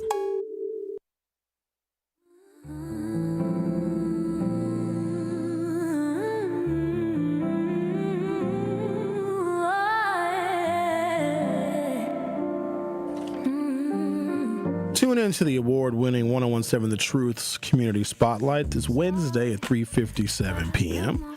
We will be speaking with Deshaun Ewing from Community Advocates Public Policy Institute. He'll share how the Public Policy Institute addresses the root causes of poverty through policy advocacy and community collaboration on economic and public health issues. Again, that is the Community Spotlight this Wednesday with Community Advocates Public Policy Institute at 3:57 p.m. on the award-winning 1017 The Truth. Also, stay tuned, because it's not too soon to be thinking about Summerfest, and we're going to give you a T-Mobile 9-day Summerfest Power Pass. So stay tuned for your chance to win some Summerfest tickets. And you know what? It's going to be 60 degrees today. I'm taking my shirt off. Yeah? Oh, I wish. Tell me not to. I'll take my shirt off now. I'm taking my shirt off. Huh? I have taken my shirt off in the studio before. I don't know if you guys remember, but I had a couple of folks in studio that were promoting the Naked Bike Ride, which is a very unusual and quite dubious annual tradition here in the city of Milwaukee. And to promote the Naked Bike Ride, they gave me a T-shirt. They gave me a Naked Bike Ride promotional T-shirt, and I put it on in studio. I took my shirt off. It was on the cameras. It was on the YouTubes. And I remember, I'm not going to name the name of the 1017 Truth employee. They remarked on me getting partially nude on camera. And this individual said, "Oh, Sherwin, I thought your breasts would actually be bigger than they are." And they said, "Oh, they're not even that big." And I kind of paused, and I was like, "Thank you." Kind of a compliment. They said, I thought they would be much more robust and rotund. I thought they'd be rounder and more supple. And it was a woman that said it, too. So there's that. It's going to be very nice today. Get out there and, enjoy the weather. A lot of you are off today because it's President's Day. And I do want to – I got a little history on President's Day. Because we're supposed to celebrate all the presidents, not just the Abraham Lincolns and the George Washingtons. They weren't even, when it comes down to it, if you really dig into the history, they weren't all that good. They weren't. They just did stuff for the first time. George Washington was like, yeah, I'll run the country. Yeah, I think he was only president for 2 years. It wasn't even a long time. He was like, I'll be the first one to do it. And then we put him on the dollar bill. But he wasn't stellar. He just was the first dude to do it. And then Abraham Lincoln was the first dude to free the slaves because nobody had freed us before Abraham Lincoln. So he was like, yeah, I'm mad at the South for trying to form their own country because it's embarrassing. And you did it while I was president. We don't like that. So we are going to confiscate your property, basically, your property and your ability to own human beings, not because slavery was wrong or slavery was immoral. The slaves were freed as the biggest consequence to the South losing the war. That really was it. And then we let the South kind of do whatever they want with black people. Lincoln was like, hey, let them go. And the South was like, oh, do we gotta? And Lincoln said, yes, but you can be really mean to them, but you gotta let them go. And the South was like, all right, we're gonna be real mean. Don't try to vote, blackies. Don't be no voting for you. And now we just choose not to vote. Rodney says via our text line at 833-212-1017, the fact that Republicans across the country winning narrow victories in 2020 and since looks as though votes have been manipulated. Some of them, while accepting victories, look shocked that they won. Well, you'll have some of that, but I don't think manipulation is at play because since Trump has taken office the second time, there have been a handful of special elections. Democrats have won all of them. In fact, Texas 9. That might be a bad example because that's not a district. Texas is state Senate District 9. That isn't one that anyone suspected would ever flip because Trump won that district by 15, 17 points. And a Democrat in a special election just a couple of weeks ago flipped it. And that had been a Republican district for 35 years. And the most recent Republican elected to Texas 9 won by 15 or 17 points. So that Republican dropped out, resigned, left their Senate seat, and then a Democrat won by double digits. So if that's any indication, the Democrats are going to have, they potentially could have a banner year. Now, remember, they only need 4 seats in Congress. And now you have places where Donald Trump won by double digits, 10, 15 points. Those are now in play for the Democrats because independents who sometimes will vote for Republicans, sometimes for a Democrat, Trump has lost pretty much the entire independent vote in this country almost universally because of, it could be the economy, it could be how he's handling immigration and customs enforcement, it could be just how he is carrying himself in general, it could be the Epstein files, it could be. So the independents who oftentimes break with and on behalf of Republicans, if you lose them, especially in midterm elections when turnout is usually tamped down a little bit, then I think that does not bode well for Trump and the Republicans. And why wouldn't Trump get involved? Because what are you going to do? I think that I don't know how I'm going to vote. I like voting on election day. I like being out there in the thick of it. You know what I mean? I like going out and seeing people at the polls. I like seeing long lines because where I vote, turnout is oftentimes a lot lower than it should be. And I like going when it's a real hyped up, talked about election because everybody in my polling location is a Democrat.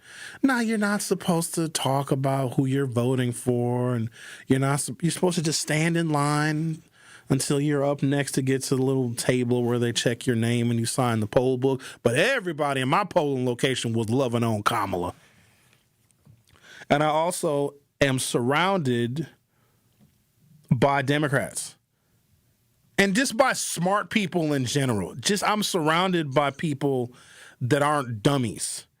And all of my smart people, friends, family, acquaintances, etc., we're all supporting Kamala for a number of reasons. And so when you're surrounded by those people, and when you've interviewed her, hell, twice. I interviewed all the peoples. Too many of them. Got sick of it after a while. Pete Buttigieg, I used to interview him too much. I got sick of Pete. I think Pete, being a member of the Biden administration, was platforming his own potential presidential run. I'm sorry, Pete. You're a real nice guy. Got a great resume. You've done all the things, but sorry, Pete. Jasmine Crockett, a couple times. I even interviewed Maya Harris for no good reason. Nobody cares what Kamala's sister thinks. That's your sister. Of course she's going to say nice stuff about you. But they threw the interview in my lap. They're like, Sherwin, you want to interview Maya Harris? I'm like, who now? Kamala's sister. That's like, I guess. Jim Clyburn, the architect of Joe Biden's comeback in 2020. Barbara Lee, former Black Panther and member of Congress from California. Roland Martin. If I ever see Roland Martin again, I'm just going to start chasing him. He's never coming back to my show again. He was real disrespectful. He was here for an event, and it was a Kamala Harris something, a town hall meeting, whatever his big head ass was doing. And so they're like, oh, sure, when Roland Martin is in town and he's available during your show, you want to have him on? I'm like, yeah, I have on a prominent African-American journalist. Dude took the whole time to just talk about himself. I couldn't even get a word in edgewise. Now, there's an etiquette that is understood. If you host your own show and you go on somebody else's show, you defer to the host of that show. He pretended like he was the host of my show. I don't know if y'all could see my face during my interview with Roland Martin, but I was trying to curtail myself from jumping across this table. He was sitting right here, Andrew. He was sitting right there. I'm thinking to myself, I could fight him, but I'd probably get in trouble, but whatever. So he's not ever coming back here ever again. But yeah, I interviewed a whole bunch of people. And when you're surrounded by people that have the same common sense politics as you, like common sense stuff. Like we have a housing shortage and Kamala Harris wanted to build houses and, minority-owned businesses don't get their fair share of resources from the federal government, from the Small Business Administration, and having specific grants to address populations that are underserved, that have higher need. It was just real common sense stuff. It wasn't this Gestapo-style stuff that we're seeing right now. So it was all common sense. So I think the Gnostic devil asked me if I got out from under the bubble that led me to believe Kamala Harris was going to win. I still want to be in that bubble. I still want to believe that people will use decency and common sense and look at the facts and look at the policies and look at the issues and stop voting on stuff like race and gender. Because that's stupid. Like, why would you vote for someone just based on race and gender that is not actually going to improve the lives of people in this country? Why would you vote for somebody that wants to take away health care and raise the prices for health care? For what? What are you getting out of that? Nothing. Nothing. The Truth with Sherwin Hughes on 101.7 FM. We'll be right back. Don't touch that dial. The Truth with Sherwin Hughes will be right back on 101.7 The Truth, The Truth app, and 1017thetruth.com.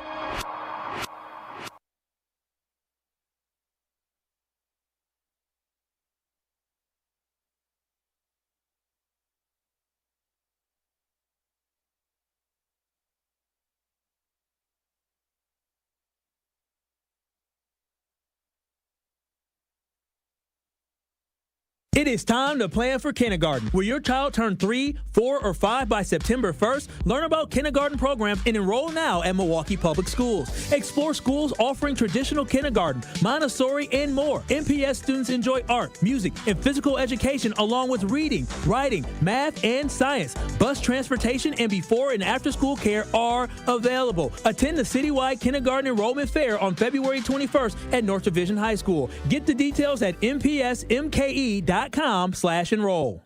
You served behind the desk. You served in combat. You did 4 years and got out. You were drafted. You gave 20 years. You gave exactly what your country needed. And so did you. When you raised your hand and swore an oath to your country, when you put your name on a dotted line, you became part of only 1% of Americans who did the same. You are a veteran. You are a veteran. You are a veteran. Because no matter when, where, or how you served, you made a sacrifice for your country, and you deserve support. If you're struggling with life after service, don't wait. Reach out. Reach out to a loved one, to a fellow veteran, to VA. Find resources at va.gov/reach. Brought to you by the United States Department of Veterans Affairs and the Ad Council. Want to protect our planet? The air we breathe, water we drink, and land we share? Real progress begins with birds. Yes, birds. The very ones we see and hear every day. On a walk, in the park, or simply out the window. That's because birds are more than birds. They're symbols, sentinels that reveal the health of our planet and our people. And by helping them thrive, all of us thrive as well. Audubon is a place where birds matter, where habitats are protected, where communities are engaged, and where change takes flight.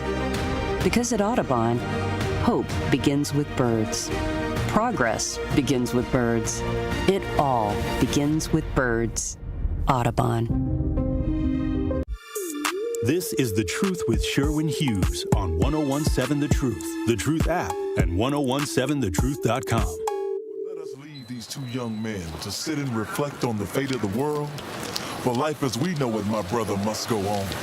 And so the hustlers continue to hustle, and the players continue to play. Hey, what's up, y'all? Hey, what's up? I'll get out of here, man. Yeah? Where you on your way to? Up to that. We heard it was coming. Welcome back to the program. Our phone number is 833-212-1017. 833-212-1017. Let's talk to... Oh, well, look at this. Hello there, Sherwin. Hold on, whoa. I didn't even answer the phone yet. Don't say hello before I answer the phone. You're doing too much. You take too long, Sherwin. You be, procrastinating. This country, to me, is never going to have a Wallace via Trump presidency again. He got 9 months. Have your fun, because that's it. I think we're going to step ahead. Step by step. And as far as the presidencies are concerned, who I like, man, I don't know. I like Kennedy. I like Kennedy. Lincoln. Hold on. Which Kennedy? All the good Kennedys is dead, man. I know. I like Washington. He ended previous presidents, not stop talking. Those are previous presidents that you like, not presidential candidates for the future. Nobody asked you what presidents you like, though, Bob. We're not talking about that, and we don't care, really, who you like. Okay. Oh, one thing I don't understand. It's a lot you don't understand. There's a lot. Well, listen, this is what I don't understand. Now, Ice-T, if you remember Ice-T, You know Ice-T, he plays on, that show Law and Order and make commercials. He was tough way back when. He rapped about being black, but he seems like there's a lot of black, known people that if you help me, you help all black people, because Ice-T don't do that no more. All he do is make commercials and Law and Order. So if you help me, you help all blacks. He should still be rapping this tough, hard rapping he did before Law and Order and his commercials came. Can you name one of his songs, Bob? Can you name a single Ice-T song since you referenced him as a rapper? Oh, I forgot his songs. I don't want to remember his songs because he was very hard in the beginning. And then all of a sudden, you don't hear nothing from Ice-T. I mean, Ice-T was tough when he was coming up. I mean, he rapped some tough stuff. Now he just make commercials. You help all black people. Mare walking, psychopath. All right. King of my jungle, just a gangster. All right. So I will talk to you later, sir. No, you won't. No. Okay. You are honoring something. Okay. Gonna talk about Ice-T, and he couldn't even remember the song Colors. Let's change gears, shall we? What is Wisconsin's identity? What do you think we're known for? Some of you are very well traveled. You go all over the place, all over the country, maybe even all over the globe. And you might be very proud of where you're from. You represent the state of Wisconsin. You might even look like a fat tourist and wear like a jersey of a sports team when you travel nationally or internationally. I love when people do that because it just begs the question. Oh, I see you're wearing a Giannis Antetokounmpo jersey. Are you from Milwaukee? Even though that probably never happens, people really want to represent where they are from. And I appreciate the fact that you do that, but there's something I want to clear up when it comes to representation. You're going to have to stop doing this. And if I see somebody doing this, I don't care where we're at. We could be at church. I will stop you. We could be walking around the streets of Milwaukee. If I see or hear somebody doing this, I'm going to stop you. Stop being from Germantown. Stop being from Dodge County or Rosaki County or Sheboygan County. Stop being from Waukesha County and saying you're from Milwaukee. Don't do that. Don't do that now. No, you from Waukesha? Say you're from Waukesha, because even you know that no one knows who and what a Waukesha is. Oh, I can't stand when people do that. That's like somebody from Racine saying they're from Milwaukee, and we know that that's frowned upon. Also, my public information campaign against the people of Racine is working swimmingly well, because in the Hughes Views Facebook group, I asked you guys what your opinions were of Racine, and it's really bad. It's so bad. I asked you all to rate Racine from a scale of 1 to 10. I think Racine is averaging like a 0.9. So my public information campaign to sell Racine to literally anybody is working very, very well. I'm going to take a break. When I come back, we're going to be greeted with a phone call. But also, I want you to think about, what is Wisconsin's identity? What are we known for? Is it still just brats and cheese and beer? Is that still what we are? I don't see Milwaukee in the way that most people do, especially the older Caucasians. They think like, Laverne and Shirley and Happy Days, those fictional shows, were shot apparently in Milwaukee, and they represented Milwaukee at a time of great manufacturing and prosperity. That's not what Milwaukee is. Milwaukee is not the Fonzie. And actually, I got offended when they bronzed the Fonzie. And I know a lot of you have been to the bronze Fonzie, and you've taken pictures with the bronze Fonzie, which is right there it's on Wells Street, right there on the river. Let me just go ahead and say this. If you want to take pictures with the bronze Fonzie because his thumbs are up on the bronze statue. Don't touch the thumbs. I'm serious. You've been warned. Do not touch them. Also, there's an attraction somewhere in Ireland. I don't know what city it's in, but it's called the Blarney Stone. And they say if you kiss the Blarney Stone, a lot of people go over to Ireland. I hear it's beautiful. I've never been, no desire to go. But if you kiss the Blarney Stone, it's very good luck. And there are some people that travel all across the world, across Europe, even from the United States, to kiss the Blarney Stone. And because the locals know that, they urinate on it. So don't kiss the Blarney Stone and do not touch the thumbs of the bronze Fonzie. The more you know. And thank you for listening to my TED Talk. The Truth with Sherwin Hughes on 101.7 FM. We'll be right back. The Truth with Sherwin Hughes returns after this on 101.7 The Truth, The Truth app, and 1017thetruth.com. Truth Nation, something big is coming. The Summerfest lineup you've been waiting for is dropping soon, and 101.7 The Truth is getting you ready early. From February 16th through February 19th, we're giving you a chance to win T-Mobile 9-day power passes so you can experience it all. Listen throughout the day for your shot to win and get plugged in before the official lineup announcement. Don't miss out. The countdown is on. Only on 101.7 The Truth.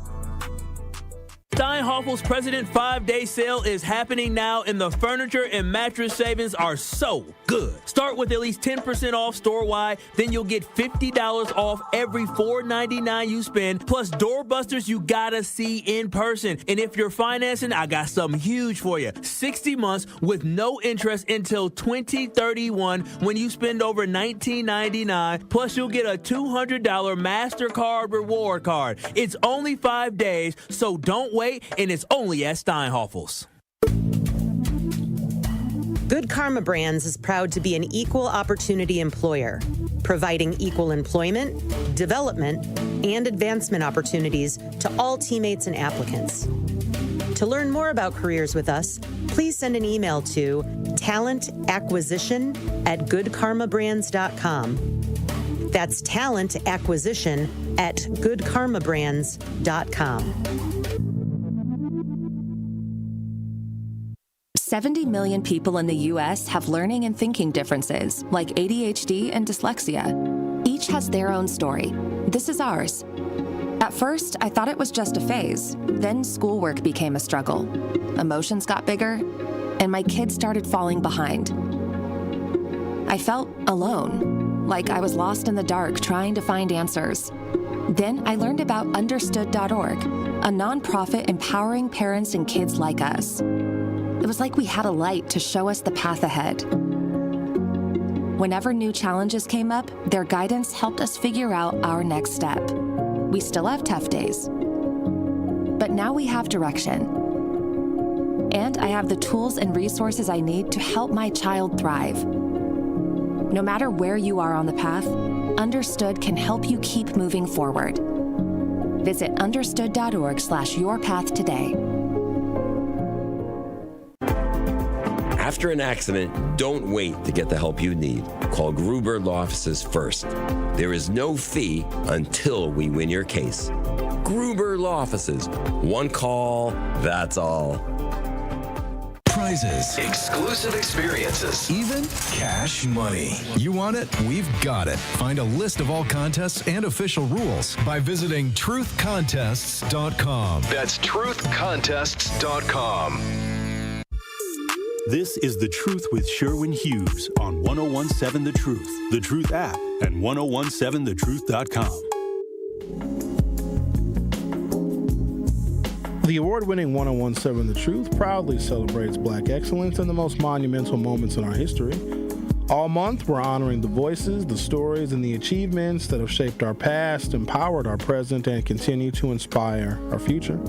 Tune in for Dr. Ken's Trivia, spotlighting powerful facts and moments you need to know, and Tori Lowe's Our Voices, Our Stories, amplifying our youth.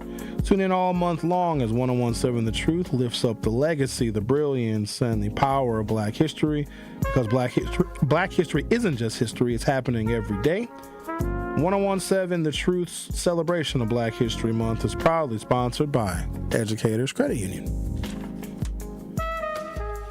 So the question I have before you is, what is Wisconsin's identity?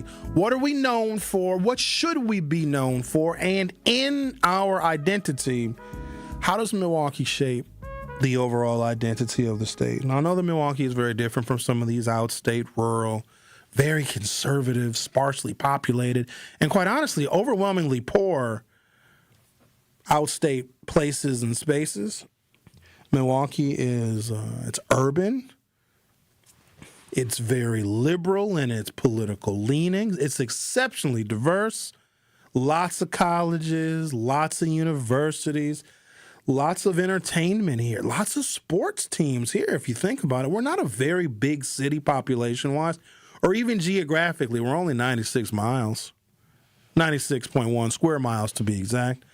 We've got professional hockey and baseball and basketball and professional soccer. I'm sure I'm leaving out some others, but for a relatively small population city, we have some pretty big amenities. But when you think about the overall state of Wisconsin, where Milwaukee County is just one of 72 counties, what are we known for? We don't even brew that much beer. I don't even like beer. Now, I'll drink it. I will, but I don't wanna. It's just, it isn't very good. Even good beer is below average. Like, I don't know how somebody says, I'm thirsty. I want a beer. No, it's not. It's not good. Let's talk to someone who probably likes beer or other types of spirits. Hello, Al. How are you today? I'm doing fine. But first thing I want to say, that what Milwaukee is going to be known for, the north side is going to be baby Beloit. Atkinson is going to be deplorables, transients, and derelicts from the south side that be trying to sell that snatch on 27 and Hope in the alleys with the red eyeshadow, and the other one who got the wide hips who look like they came from Mitchell. And then from Burleigh and 3rd Street down to Locust and 3rd Street, that's going to be nothing but Section 8. They're going to be known for Section 8, like the projects of Rockford. That's what we're going to be known for. Because the only thing they feel the north side is good for is low-income housing. That's why they always put a black woman on there with her pearly whites and her rejoicing because she's paying $300 a month.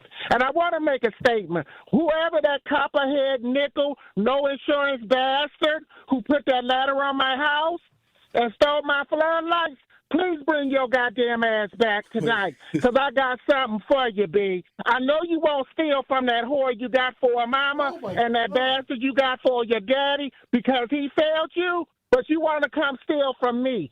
So what I want you to do is when you put that ladder on my house, I want you to come in through the window. Matter of fact, put the ladder on my house, and I hope you listeners is listening. When you see that ladder on the house, make sure you push them down so they on the ladder so they can break their goddamn neck. And then you put on a construction boot and stump their head into the ground like the bastard they is. So that's what Milwaukee's going to be known for, because all the derelicts, the deplorals, and the transients that came over here because they couldn't count it on the south side. So they said, go to the north side with the blacks. And then when your arguments get on TV, Braves, and talking about Bronzeville, then they can sit there and talk about all the deplorables on the south, on the north side. And then what they can do is stop trying to sell them houses on the north side for over $200,000 that does not have no garage, but you're getting them cheap convenience store wrought iron doors for $100 and putting them on the house with the trim that does not even work. And then y'all not even selling them houses with the dry basements because you feel you give black people something that's cheap while you spray paint that aluminum siding they can rejoice because you feel they got something. Because you're going to give them a little bit of nothing so you can charge them up the rear end. I want y'all to have yourself a good day, and the North Side is new baby Beloit. Have a good day. Bye-bye. But bring your ass back tonight, whoever stole them floodlights. And I hope you sell them an overdose on crack with fentanyl. And don't forget to put the bleach in your hair on while you're burning up all the spoons in the kitchen. Have a good day, everybody. Bye-bye.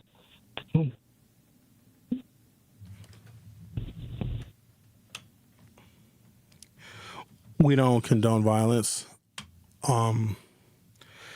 So whoever used a ladder to steal Al's floodlights, don't come back to Al's house and use a ladder to return the floodlights. That is not the best idea for you. I would say if you stole Al's floodlights, just consider it a win for yourself. Of all the things,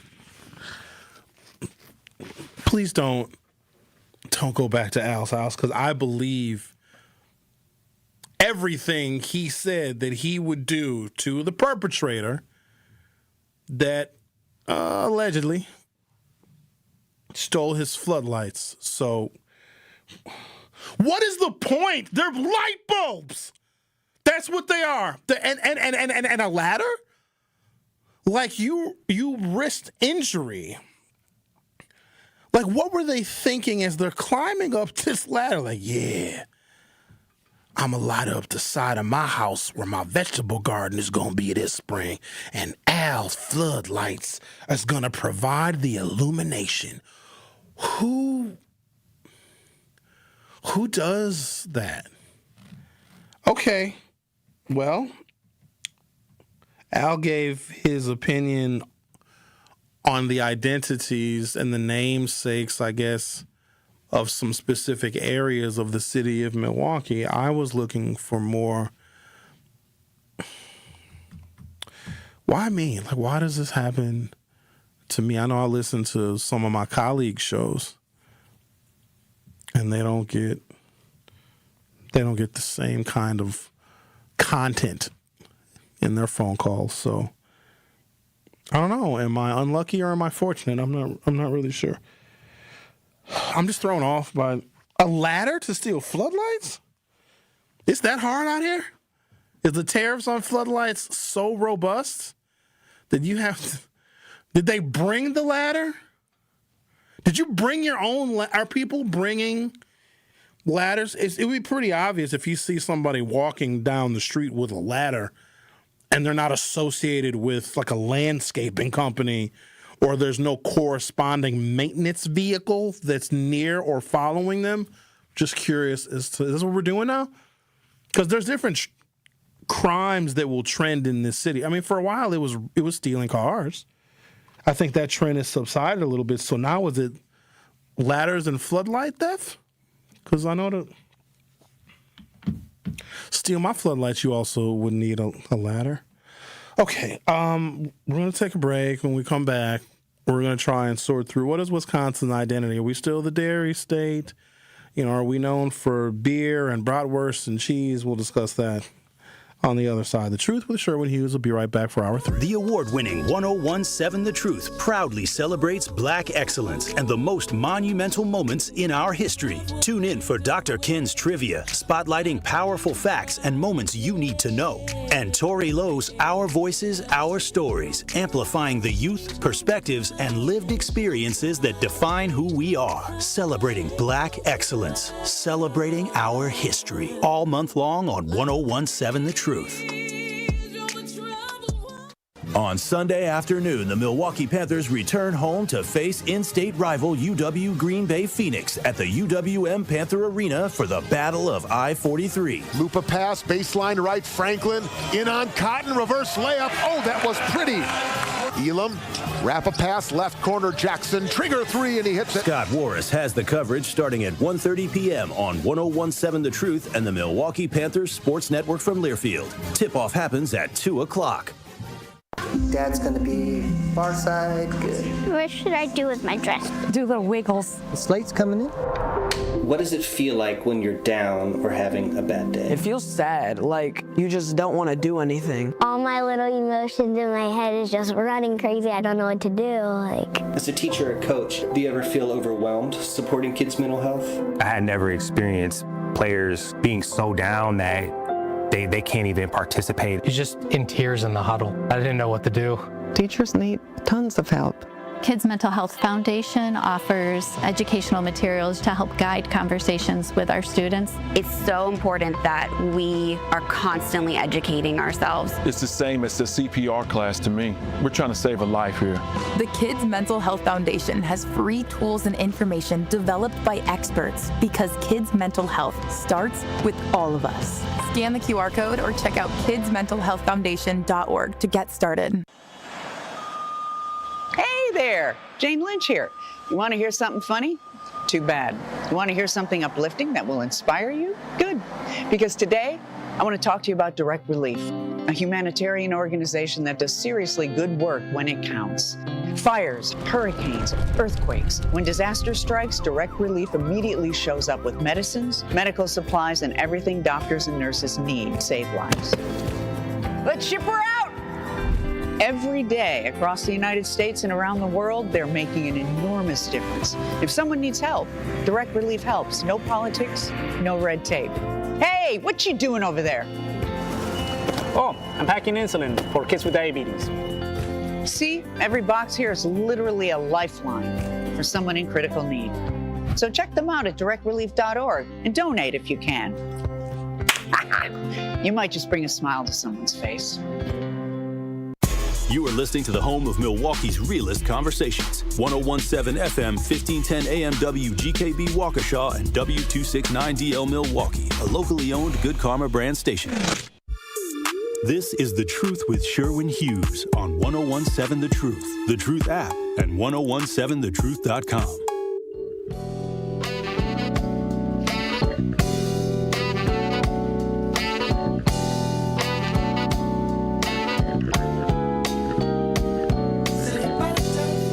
Welcome to Hour 3 of The Truth with Sherwin Hughes. Make sure you stay tuned because we're going to give you a 9-pack of Summerfest tickets. It's not too soon to be thinking about the summer. Now, I'm supposed to get up to 60 degrees today. That's record breaking. I think the record high for February 16th was like 56 degrees, something like that. We are expected to break, if not shatter, that record. And you know, when it's been cold as it's been this winter was awful. It was below zero for like 2 straight weeks. This 60 degrees is going to feel good. Like I was saying earlier, I might take my shirt off. And there's not really anything you can do about that except look and admire. Get your cameras ready. Oh, this chocolate beefcake is going to be out for the world to see. So, yeah, make sure that you stay tuned to the program. Going to give away a T-Mobile 9-day power pass to Summerfest. Prior to our minor interruption of Al's crime report, and those of you that know the whereabouts of Al's floodlights, please, by all means, don't call me, but let Al know that you know what happened to his floodlights, where apparently someone used a ladder to climb up to, I'm presuming, the second story of his home and steal floodlights. So we want to make sure that we're stopping crime wherever it exists, including floodlight theft. So we're trying to figure out what the identity of Wisconsin is. And maybe this is because I tend to follow our politics. I think one of our many identities is we are, in fact, a battleground state. That our 10 electoral votes are so important and so pivotal that we get a disproportionate amount of what we call surrogate travel. Surrogate travel is people representing political campaigns coming and speaking on behalf of candidates, let alone the candidates themselves. I lost count of how many times Donald Trump was in the state of Wisconsin and Kamala Harris was in the state of Wisconsin, or certainly in the city of Milwaukee. Let's also keep this in mind. both political parties had their respective conventions in Milwaukee. And remember, we're not a very big city. We're only about 596, give or take, 1,000 people. That's not huge. But the proportion of Democratic votes that comes out of the city of Milwaukee has the ability, well, us in Dane County, has the ability to turn the entire state blue. And because we have kind of gone back and forth over recent presidential and gubernatorial election cycles, it is known that we can potentially influence a presidential election. Kamala Harris did something that was unprecedented, and I hope that this sets the tone, because Milwaukee voters are extremely important. That is why I go as far as I do to try and demystify policy and politics, because if you're going to listen to this show, I want you to know how all of those things work and the importance of the federal government, what it does, and how its tentacles can reach right into our very neighborhoods, right into our own backyards. Because we locally may come up with an idea that we think can help our youth, maybe, or get them wraparound services, maybe, or give them different programs they can participate in. We don't always have the money locally, but our local officials, Milwaukee County, the city of Milwaukee, the Common Council, can write for a grant to the federal government, maybe to the Department of Justice, back before it was political, of course, and say, hey, we here in Milwaukee have come up with a really, really good idea. It's a local, organic idea of what we can do for our youth and give them opportunities and give them job training or whatever it is to keep them off the streets and keep them safe, because we know that youth are more likely to be both victims and perpetrators of crime when they do not have things to do. So we all, with the help of you, the talk radio listening audience, might come up with an idea that can help keep our kids safe.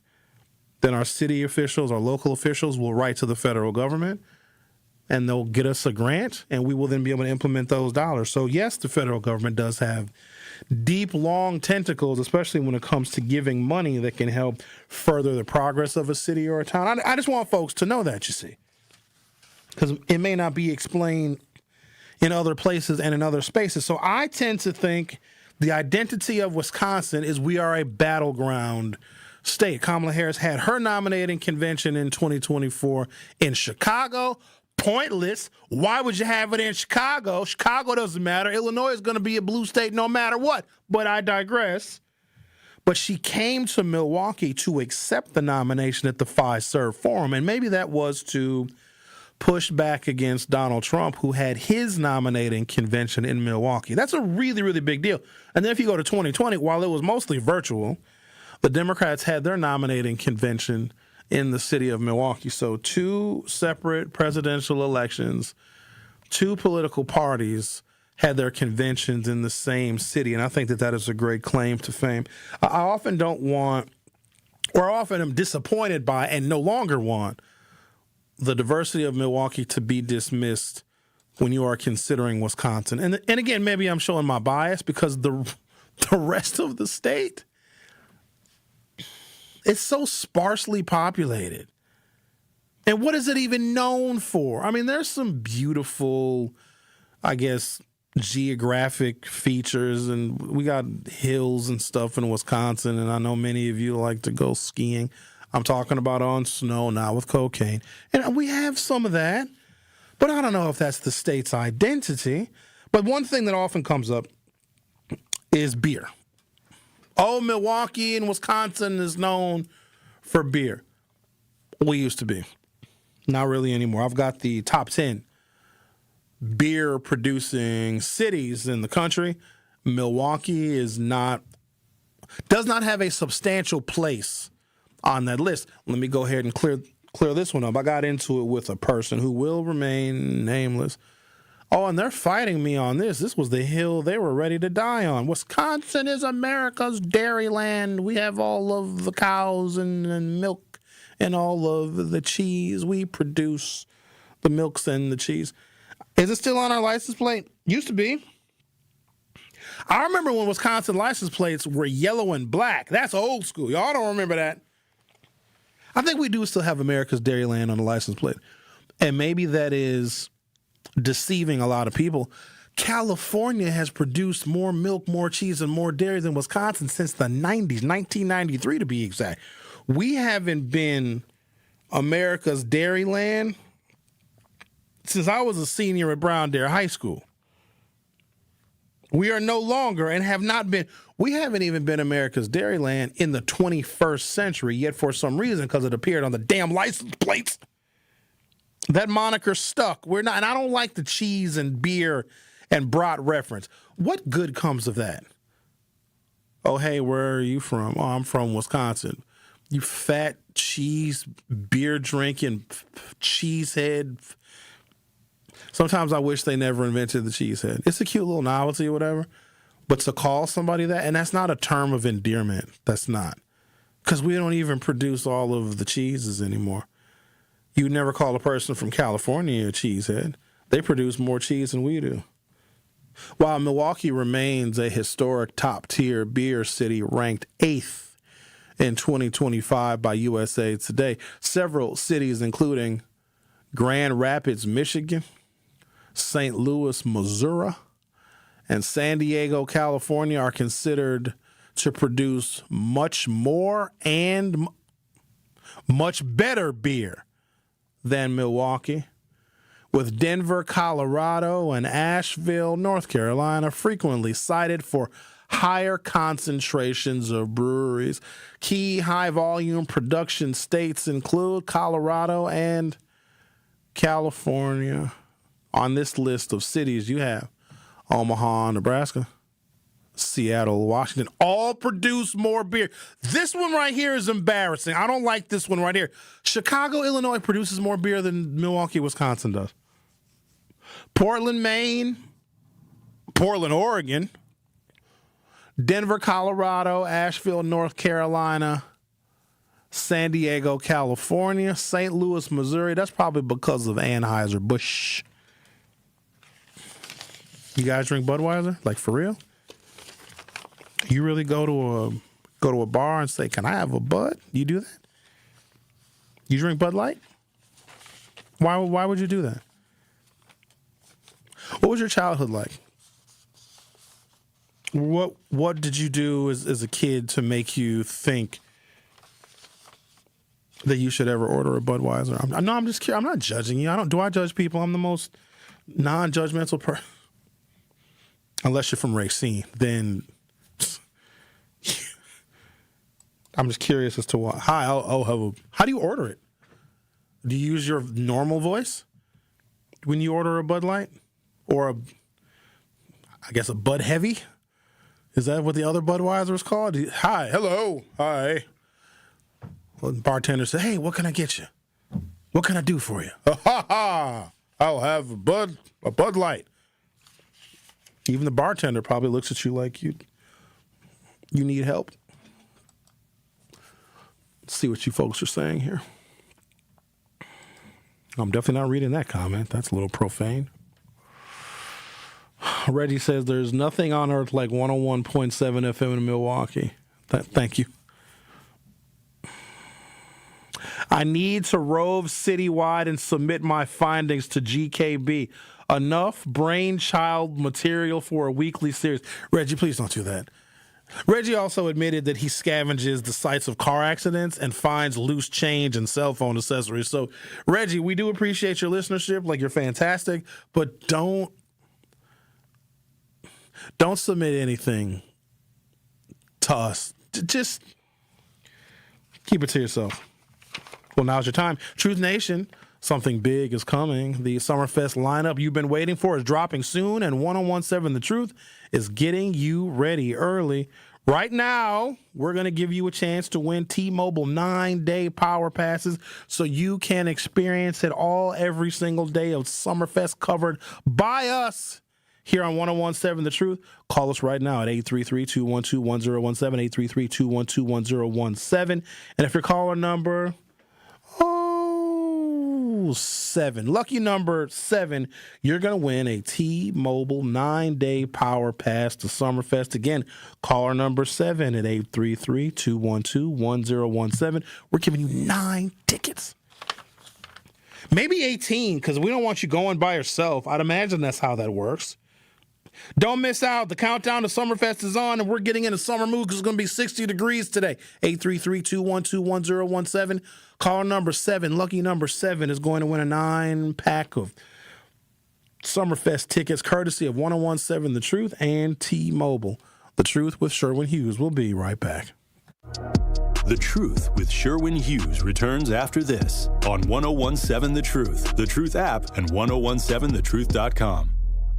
Are you ready to level up your mindset, your money, and your future? Join Coach Erica Odom, real estate investor, success coach, and published author for On the Journey with Coach Erica. This month's episode airs Wednesday, February 18th at 6 p.m. and focuses on why real estate is a mindset before it's a move.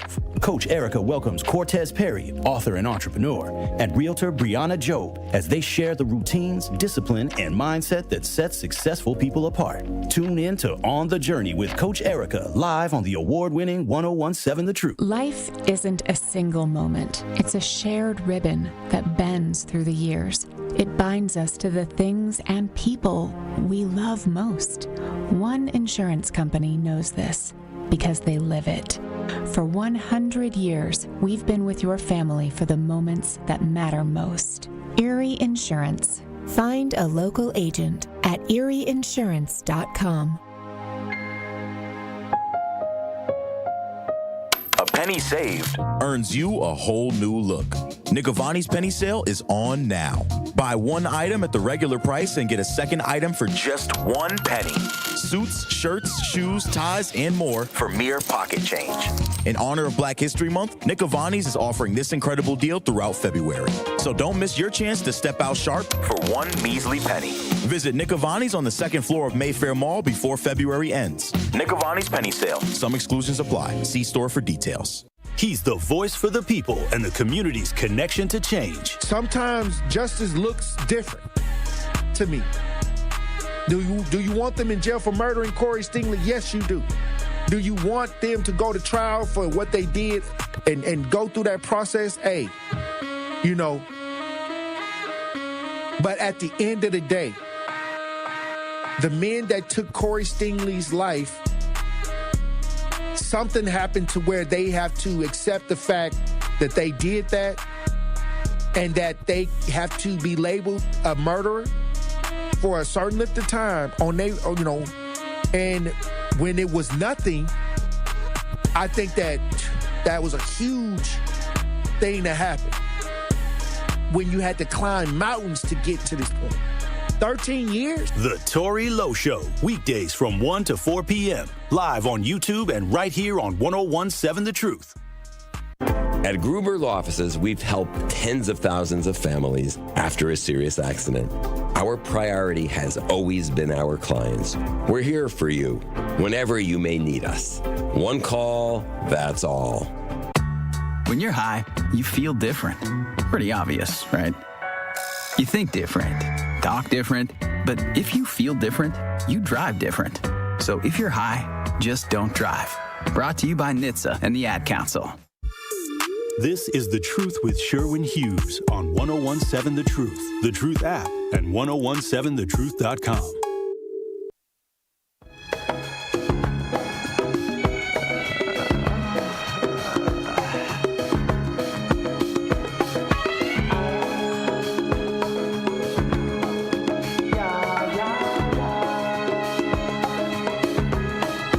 Congratulations, Stephanie. You're going to go to Summerfest 9 times if you want. She is our T-Mobile Summerfest Power Pack winner of the day. So make sure you stay tuned to 1017 The Truth and all of the shows on our 11 hours of talk radio so you have a chance to win your 9-pack of Summerfest tickets. And also, please don't forget that we give away $5,000 every few months with Gruber Law Offices. I mean, we do everything for you. What more do you want from us? We have Truth Community Awards. We award people things for being good people. Give away money, tickets. We have events. We used to do these events called Beyond the Mic. Some of y'all met and I think started dating because of things that happened at Beyond the Mic. I'm not going to tell you what happened the night I did the bartending fundraiser at the Pfister Hotel. You guys remember that? Some of y'all came. And thank you guys for the amount of money that you contributed. 1017 The Truth listeners raised more money for Axe Housing than Axe Housing raised for Axe Housing. And they had one of their vice presidents in this bartender battle with me. And she cheated. Shout out to D. Kemp, but she cheated. She had her own drink. And she was promoting and supporting her concoction that she came up with. And she was promoting it all over the social medias. And here's the thing. She had her drink pre-made. So when people went up to her, and of course all of the drinks that she poured and rang up got added to the total in the competition, she just went behind the bar and just had her drinks already pre-made. So she just get a glass, and then she got some ice, and just she would pour her pre-made drink into the glasses, and boom, she could do a high level of volume. No, not Sherwin. I didn't have my own drink. I didn't come ahead of time and pre-make my drink. I did mine old school. And y'all was ordering Long Island iced teas. You know how long it takes to make a Long Island iced tea? I'm not sure either, because I don't really even know what's in it. I just poured a bunch of liquor in it. But you guys have shown a lot of support, and we do thank you for that. There was an incident that took place. It wasn't necessarily bad. It just was. At that moment, I realized when listeners of this program and supporters of 1017 The Truth get together and there's copious amounts of alcohol involved, watch out, because you guys, let's just put it this way. There were two individuals that shared a moment of closeness, okay? I'm going to leave it there, and God bless them both. And one of the individuals maybe imbibed a little too much, and maybe that's my stellar and superior bartending skills, because they tell me that I have a heavy pour. You know what I mean? Like, I'm giving you money's worth when you get a drink from me. Now, the wait staff and the bartenders at the Pfister that was watching me make an entire mess of their bar, I don't think they really appreciated it. But I got a heavy pour, so if you see me behind the bar somewhere, I'm going to take care of you. You understand? And so maybe I overserved a particular individual, because this individual who was, for a moment, the life of the party. And then mysteriously they disappeared. And so did one other guest that was attending the bartender fundraiser for Axe Housing. It was last January. I noticed these two people were gone. Did they leave together? Did they leave separately? I'm not sure. Well, I found out what happened to one of those individuals because they took it upon themselves to send me an inbox message on Facebook. First, they said, "Oh, Sherwin had a wonderful time at the Axe Housing fundraising events at the Blue Lounge, which is on the 23rd floor of that Milwaukee landmark, the Pfister Hotel." But then this individual went on to say to me that they did, in fact, leave with the other unnamed individual in question, and that other unnamed individual in question may have been a little overserved. Shame on me. And they vomited on the person that sent me the inbox message. And I think that they wanted me to take responsibility for the person that may have been overserved. Shame on me. For the very embarrassing mishap, and it was embarrassing for the both of them. So after that event and after I got that inbox message, I had to really reevaluate my life. Do I really want to continue to have these events? Maybe here's what I'm thinking we should do. Why don't we do another event? How about with no alcohol? Can we go to a park maybe and just have a picnic? You guys bring some sandwiches and we just go where there's no... Nope, that wouldn't work because somebody would show up with several bottles of Hennessy, so we probably couldn't do that. Oh, something else, a little fun fact. So my birthday is coming up, you see. I didn't really do much on my birthday last year. I turned 50, actually, last year. I'll be 51. And I didn't really do much. I know a lot of my friends that also turned 50 last year. They threw these galas and these huge parties, these extravaganzas. One of my friends even threw a black tie event for their 50th birthday. I'm not getting a tuxedo for your birthday. I didn't want to do all that. It just seems too extra. I'm also not a person that, because I think this is feminine. And don't get mad at me when I say this. This is just my opinion. Y'all get mad because I have an opinion that doesn't gel with yours. We're not supposed to have the same opinions. But if you celebrate your birthday month, you're a lady. That is some of the most egotistical, arrogant, narcissistic. No one, the whole month, like your birthday could be on the 31st, and you're over here partying on the 1st and the 2nd and the 3rd. Really? It's not that serious. Think about this. There's a whole bunch of other people's birthdays that you are intercepting because you want to make it your birthday month. I find that to be ridiculous. All I know is that's something that women do. If one of my guys is like, hey, Sherwin, what are you doing the whole month of April? I don't know. Probably going to go to the grocery store a couple of times. I don't know. Probably run some errands, I guess. Well, it's my birthday month.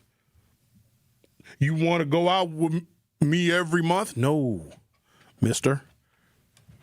I do not want to go out with you every day for your birthday month. So I'm fortunate this year my birthday is on a weekend. And it's very rare that my birthday is on a weekend. So here's what I'm thinking. Should we do something? Should we all meet somewhere? Should we all meet at the fish fry place that I posted the pictures of, but I am not revealing the name of the restaurant? Kidding. I'm never taking any of you there ever.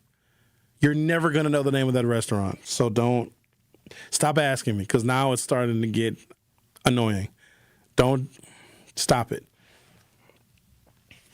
Oh, for those of you that might be questioning a recent Facebook post of mine where you see me wearing a diamond wedding band, right on my Facebook page. I think you can only see it if we're friends. And I put, this was during Valentine's weekend, of course. And I said to you, well, I bet you didn't have on your bingo cards that I would get married over the weekend. And the comments, the inbox messages from that. First of all, I'm offended. Why do you think it is so far-fetched that I would get married? Like, I'm really offended by that. Do you think that I'm not the marrying type? I'm a very romantic man. I do the romantic things. I love romance. I love all of the things.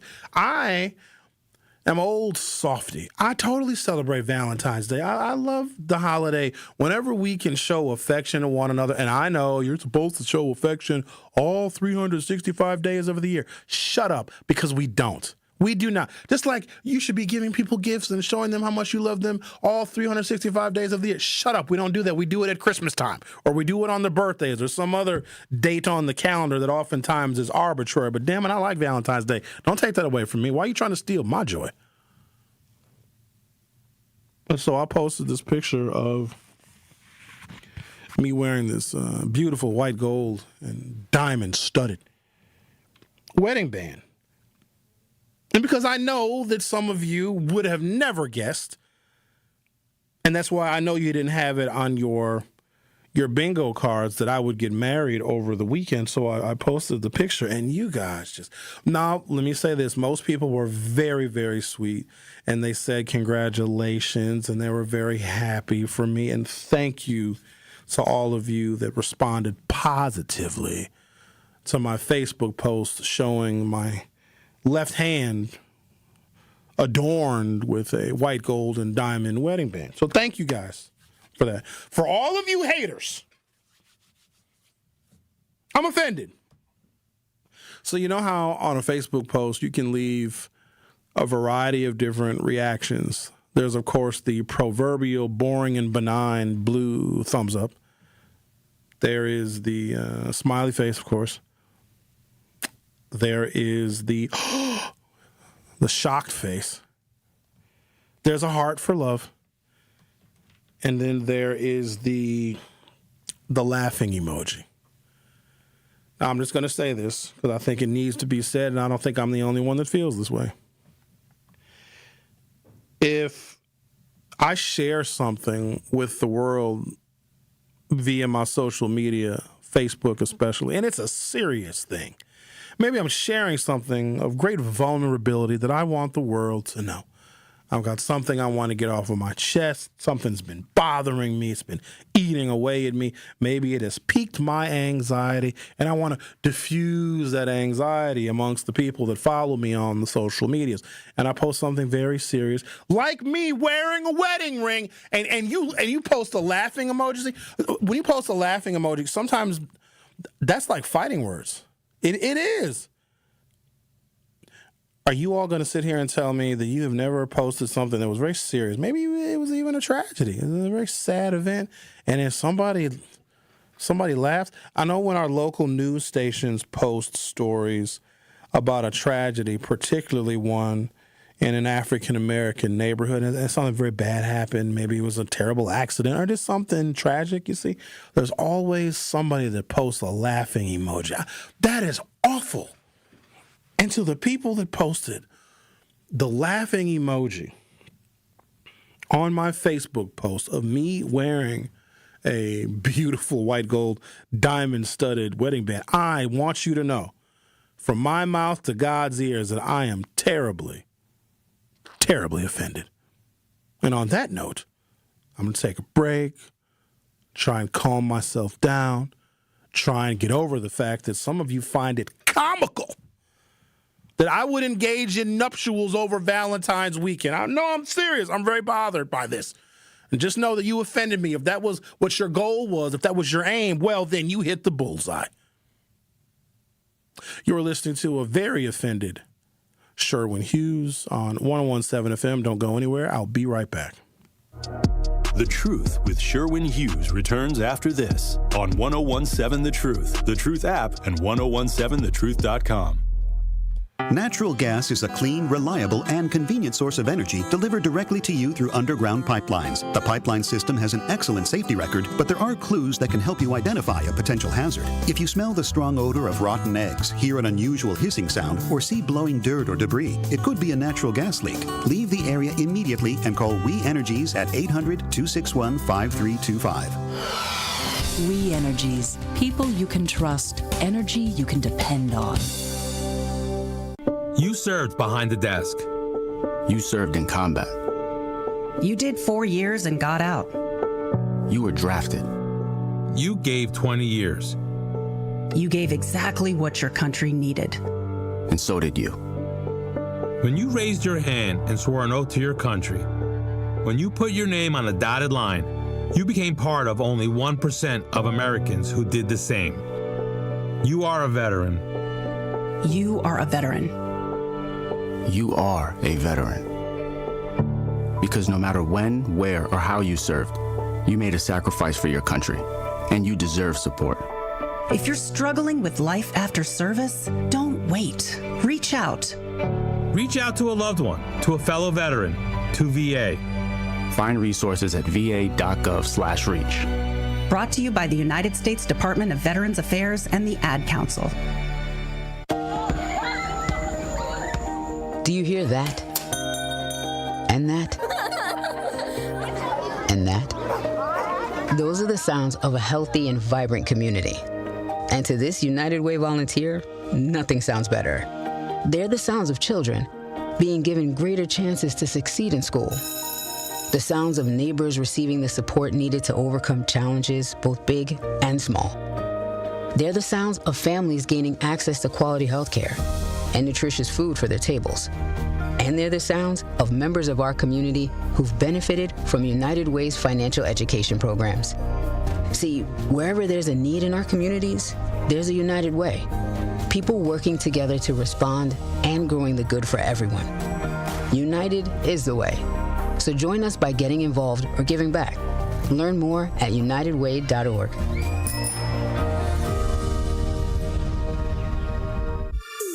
This is The Truth with Sherwin Hughes on 1017 The Truth, The Truth app, and 1017thetruth.com.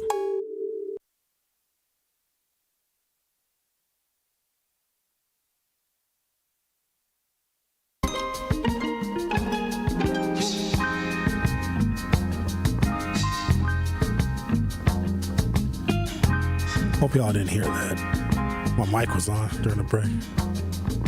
Whew. I didn't say anything inappropriate. I just sent a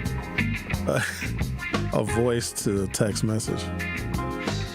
So getting back to, I did get a little distracted, didn't I? Because I was so offended that you all think it was funny that I would get married. Like, don't be offended by that. I'm a lover boy. Don't worry about me and my spouse. We're doing fine. We don't need y'all. We ain't never needed y'all. You guys want to meet somewhere for my birthday? Who would accommodate you all, though? That's the question. Because, like, I'd have to let the place know ahead of time because y'all eat a lot and drink a lot. Remember when we did the Beyond the Mic at Mobay Cafe? Y'all overwhelmed them. I had fun. That was a good time. Keon Jackson Malone was there, actually. He took a whole bunch of pictures. May he rest in peace. That was a good one, but we overwhelmed them. We overloaded their circuits at Mobay Cafe. First one we did was at Gibraltar. I enjoyed that one because it was the first one. The mayor came, the county executive came, a number of other elected officials came. Dr. Ken was there. Telly Hughes came. He brought his wife. Oh, a whole bunch of y'all came to the first one. But our Gibraltar Beyond the Mic, where we started in May of 2024, our very first one, they were understaffed. They didn't have any air conditioning, and there wasn't even any music. I was upset about those things because I wanted to make sure that if we are doing an event with my name on it and associated with this radio station, I wanted everything to be as perfect as possible, and it was not. However, y'all got so drunk that you didn't care or notice. But for my birthday, I'm going to do something, but not affiliated with the radio station. You guys let me know. List a few places in the YouTube comments where we should go for my birthday. Maybe it's places you're familiar with, but also they got to be able to accommodate a very, very hungry and very thirsty 1017 The Truth listenership. Because I'll be honest with y'all, I ain't ever seen a group of people eat and drink so much in my life. Let's talk to someone who I know eats plenty, but I don't think he drinks. Dion, you don't drink alcohol, do you? No, sir. I ain't had a drink in over 16 years. Wow, congratulations.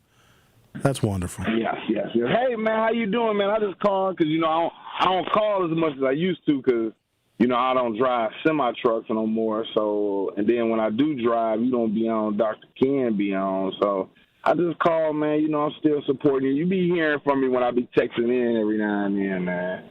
Just letting you know I'm still supporting you and listening to you every day and appreciate the information that you be tripping on Facebook, though. Why would you talking about you got married, man? Why you be tripping like that, bro? For real. And, I send my condolences. I didn't have a chance to call in and send my condolences to your dad, but, I sent you something on Facebook, and tell your brother Tyler I said, what's up, man? Man, y'all need to have some on the weekend, man, because people, like now, my work schedule ain't flexible as it used to be, I work for I don't work for the city of Milwaukee no more, but I work for Milwaukee Public School now, you know what I'm saying? And, oh, good Lord. My schedule ain't flexible as it used to be. They be tripping at MPS, you know what I'm saying? So you need to try to have some on the weekend, at least, like a Saturday or somewhere. Everybody can come hang out and enjoy and kick it. I miss Vanessa and Sir Chauncey and Bob and all the other ones that flirt with the women, hold on, Dion. You need to chill that out because you come on a little too strong now. Man, some women like a guy that's, just overly confident, maybe a little aggressive, That's all. If they say no, they say no. Some women like it, some women don't. I don't know. But I ain't gonna keep you long. I'm on my break, man. I don't get number 30 minutes, so I'm about to go grab me something to eat real quick and head back to the school. But I listen to you on the app and stuff like that. So I appreciate you, man. Keep your health up. Keep doing a good job that you're doing, and continue supporting the community. And I'll be out there voting this year too again. Wow. Unfortunately, and it was some information that they said Donald Trump did cheat on the elections. You got to look deep into it. For some reason, I can't share stuff on your Hughes views, but I'll see if I can find it and try to inbox you however I can get the information to you. But, yeah, he did cheat on the election. So have a good day, man, and be careful out here, man. And I love y'all truth listeners. I know y'all been wondering where I've been. I know old Bob always bring me up, and I'm glad he's still hanging in there. And stop treating him so bad, Sherwin. I'm going to let you go, man. Have a good day. Okay. First of all, no one has been asking about Dion. That's one. Two, Bob is very disrespectful to me. I don't know why everybody takes his side.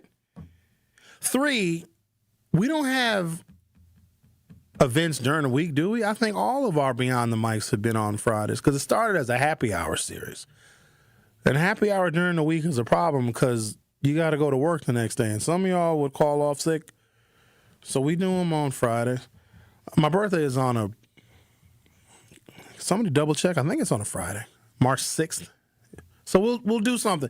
Why don't you guys list off a couple places, and ladies, beware of Dion, because he's one of those people. I think he actually looks like he sounds. A lot of people don't look how they sound, but he's very sweaty. He sweats profusely. He's always. I could tell just by the way he sounded on the phone that he was somewhere sweating. He sweats a lot. And he always has a toothpick in his mouth. That's how you can tell it's Dion. So even if you see him from a distance, if you see a fella chewing on a toothpick, like an old Starsky and Hutch episode from the 70s, why a man is just chewing on a toothpick, I don't know. But that's Dion. And you heard him. He said some ladies like that aggressive approach. Come here, woman. Come here. You're going to give me some. Well, that's illegal. Don't do that. We did ask a question via YouTube because we ask questions every day with a poll on YouTube. And because this past weekend was Valentine's Day, and I did ask you all a question about Galentine's Day, it's something very unique for women, and we love that for them. If women want to go out together and celebrate as women and celebrate each other, no men invited, good for you. There were Galentine's Day events all over the city and all weekend long. And so my question to you was, and I started with this question on Facebook, and I didn't like the answers. And so I wanted to bring this question to you all because it's not always a one-to-one correlation, those of you that are involved on social media and on Facebook versus those that actually listen to this show with great regularity. So I wanted to ask you all, the listeners and viewers of this program, should a married woman celebrate Galentine's Day on Valentine's Day? And in the original poll that I did, it was something like 90%. It was only women that responded. It was like 90% of the women that responded said, yes, it is okay, it is permissible, it is perfectly fine to celebrate Galentine's Day when you are married, when you have a husband. Like, I took great offense to that because if I have a wife, which I may, if she wanted to go out with her girlfriends on Galentine's Day, now obviously you can't tell a woman what to do, and plus a woman is going to do whatever she's going to do. And if she makes that choice to go out on Galentine's Day, no, I would not try to stop her, but she would come home to a fresh stack of divorce papers. And let me tell you why. Because I can hear the collective yelling and screaming. If a married man, if a husband said that he was going out with his guys on Valentine's Day, they was going to go to the bar, they was going to go watch a game, or they were going to go play pickleball. I don't know. I could just hear the yelling and the screaming. Not to mention if a married woman posted on social media, hey, everybody, my husband left me on Valentine's Day. He went to go hang out with his guys on Palentine's Day or Guyentine's Day. Do you know how badly they would drag that man for leaving his wife on Valentine's Day? He would get no quarter whatsoever, but women think it's perfectly fine and acceptable to hang out with their female friends on Galentine's Day. Now, this is when they're married. If you're just dating somebody or seeing somebody, that is totally different, you see. That's totally different. But I also would say this, fellas, and some of y'all may have experienced this. Your wife went out with her friends on Valentine's Day and left you at home with the kids. You are married to a lesbian, sir. But maybe you knew that. Maybe you knew. I wish my wife would choose other women over me on a weekend of Valentine's Day. Let's see how my voice got high. You know it's serious when a black man voice go up an octave. On Valentine's Day, I wish she would come home and all her stuff will be on the curb. All their stuff, including Al's Floodlights. You guys list a couple of places where we should go for my birthday in the YouTube comments. If you haven't done so already, go to youtube.com or open up your YouTube app from your smartphone or other mobile device, search 1017 The Truth, and hit subscribe. And list off a couple of places where you think could accommodate a very hungry and thirsty 1017 The Truth listenership for my birthday. I want to do something now, because all I did last year was go out to dinner. We went to Moe's last year. You know what was crazy? It was totally random. A group of my colleagues here, not 1017 The Truth coworkers, but Good Karma brand colleagues, were also at Moe's the night I celebrated my birthday last year. In fact, they were just one table away, and they were very intoxicated. And they all sang happy birthday to me, and it was very, very nice. But I didn't plan on seeing them. It was random that I saw them there. But yeah, I didn't really do much. I was home by 9 o'clock on my 50th birthday, and I was perfectly fine because I just didn't feel like doing anything all crazy. But I think this year for my 51st, we need to turn up a little bit. I think so. You guys list off a couple places in the YouTube chat, and we will do some considerations and then make the necessary accommodations, because I think I might want to turn up this year for my weekend birthday. You're listening to The Truth with Sherwin Hughes on 1017 FM. I'll be right back. Don't touch that dial. The Truth with Sherwin Hughes will be right back on 1017 The Truth, The Truth app, and 1017thetruth.com. Need a way to hype up your day? Hello, is this Shirley? This is she. Shirley, you are our Gruber 5K giveaway winner this quarter. Congratulations. What would you do with $5,000? Going to look at buying me a pickup truck. That will be some of my down payment. Stay tuned into 1017 The Truth for your chance to be entered into the Gruber Law Office's 5K giveaway. For contest rules, visit 1017thetruth.com. I love you guys. Life's better with Drive My Way from American Family Insurance, because we know it's more than just a car. It's your escape pod, your adventure mobile, your memory maker. And we help protect the dreams that drive you. Personalize what you pay for auto insurance and you could save between 10 and 35%. American Family Insurance. Get a quote and find an agent at amfam.com. Products, pricing, and availability vary based on the way you purchase insurance and by state. Unsafe driving behaviors may increase your rate. American Family Mutual Insurance Company, SI, and its operating companies, 6000 American Parkway, Madison, Wisconsin. We need to optimize the PID controller for smoother robotic movements. Our data analysis shows a significant correlation between the variables in both control groups. The test shows you've experienced an acute myocardial infarction. As you'll see on the syllabus, this course will largely focus on the Mesozoic era. Get your child the access every child deserves. Enroll your K through 8th grade child by February 28 at Milwaukee College Prep, mkeprep.com/enroll. 70 million people in the U.S. have learning and thinking differences, like ADHD and dyslexia. Each has their own story. This is ours. At first, I thought it was just a phase. Then schoolwork became a struggle. Emotions got bigger, and my kids started falling behind. I felt alone, like I was lost in the dark trying to find answers. Then I learned about Understood.org, a nonprofit empowering parents and kids like us. It was like we had a light to show us the path ahead. Whenever new challenges came up, their guidance helped us figure out our next step. We still have tough days, but now we have direction. And I have the tools and resources I need to help my child thrive. No matter where you are on the path, Understood can help you keep moving forward. Visit understood.org/yourpath today. This is The Truth with Sherwin Hughes on 1017 The Truth, The Truth app, and 1017thetruth.com.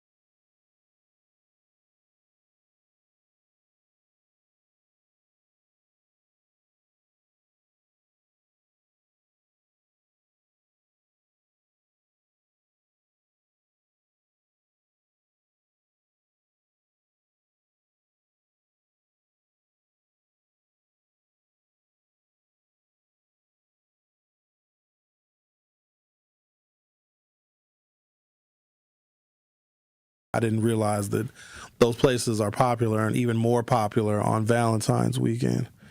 Somebody said, have my event at Venue 3. Well, how in the hell I'm going to have my birthday party at work?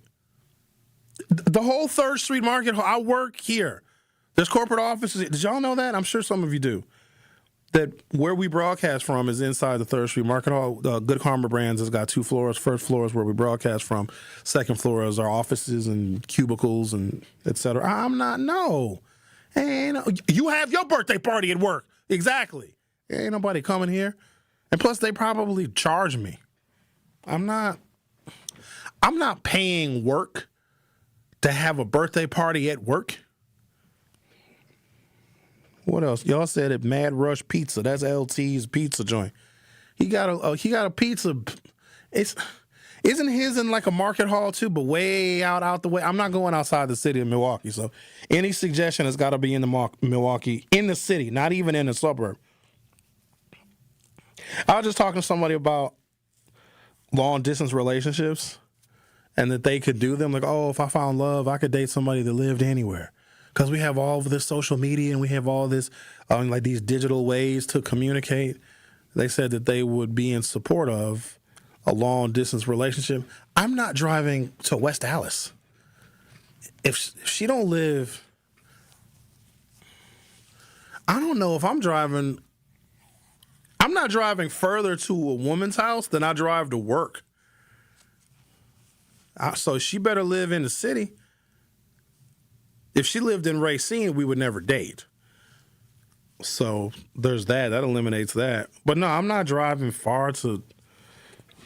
That's the whole point of living in a city. Everything is close. I'm not going to... Waukesha. Yuck. No thank you, ma'am. Driving out of my way. So, okay, Curly, I see you. The new spot, I've been hearing a lot about this place now, the Summer of 85. I've been hearing a lot about it now. I haven't been. It is located in, I think that's 2213 North MLK. I'm very familiar with that location because a lot of different bars, restaurants, lounges have occupied that space. I'm trying to think. It was a sports bar, wasn't it? Most recently, before it was Summer of 85. I can't think of the name of it. But then I think it was Sosh back in the 2010s and before. It's been a few places. I want to go and check that place out because it could be a contender. Summer of 85. Have any of you been? I have not been. I've even seen a couple of reviews because I guess they have food there. How do you guys feel about these local Milwaukee food reviewers? There's one guy in particular. I think his name is Terry. He's very entertaining. But he is really, really mean if he doesn't like people's food. Like, he takes it a step too far. And I know that can get you in trouble. So one of my favorite food reviewing content creators, not even because the food that they review is all that interesting or exciting, but just he's so funny. His name is Dre. Dre in Dallas. Dude is hilarious. In fact, he was in Milwaukee not that long ago at a taco place on King Drive, actually. So he was recording one day, filming some of his content, and then his gas filler door for his vehicle was open, and he saw sand, like grains of sand, inside of his gasoline fuel filler area of his vehicle. Like somebody put sand in his gas tank. Like, that just takes it a step too far, you guys. The world is full of different opinions. And this is the thing that I never understood about social media, maybe because I was an adult before the internet was even a thing. I didn't get connected to the internet till I was 19 years old. So I had lived my entire childhood in the analog, non-digital, mechanical world. And then the internet comes along. It was very rudimentary at that. And so I've always just grown used to people that can share their opinions, no matter how ridiculous or how wild, will do so on the internet, but that's not for us to get offended. If someone shares a thought that does not perfectly match yours, there is literally no reason to get upset at that. Now, if somebody is attacking you and being mean and being disrespectful, well, you defend yourself, I suppose. But if somebody just shares a thought about, oh, I didn't like the dessert at this place, or, you know, the offerings at this restaurant didn't meet my expectations, that's no reason to get angry. Especially in the real world. Like, if you engage with somebody online and they post an opinion that you don't like, then you can post your opinion too. Like, hey, I disagree with you. I think the food at this place is good or the desserts are excellent. You don't take physical action against somebody. Come on. It's ridiculous. Now, I engage in opinions, and I do so for a living for the most part. And you guys know what my opinions are because I'm very clear when I articulate them.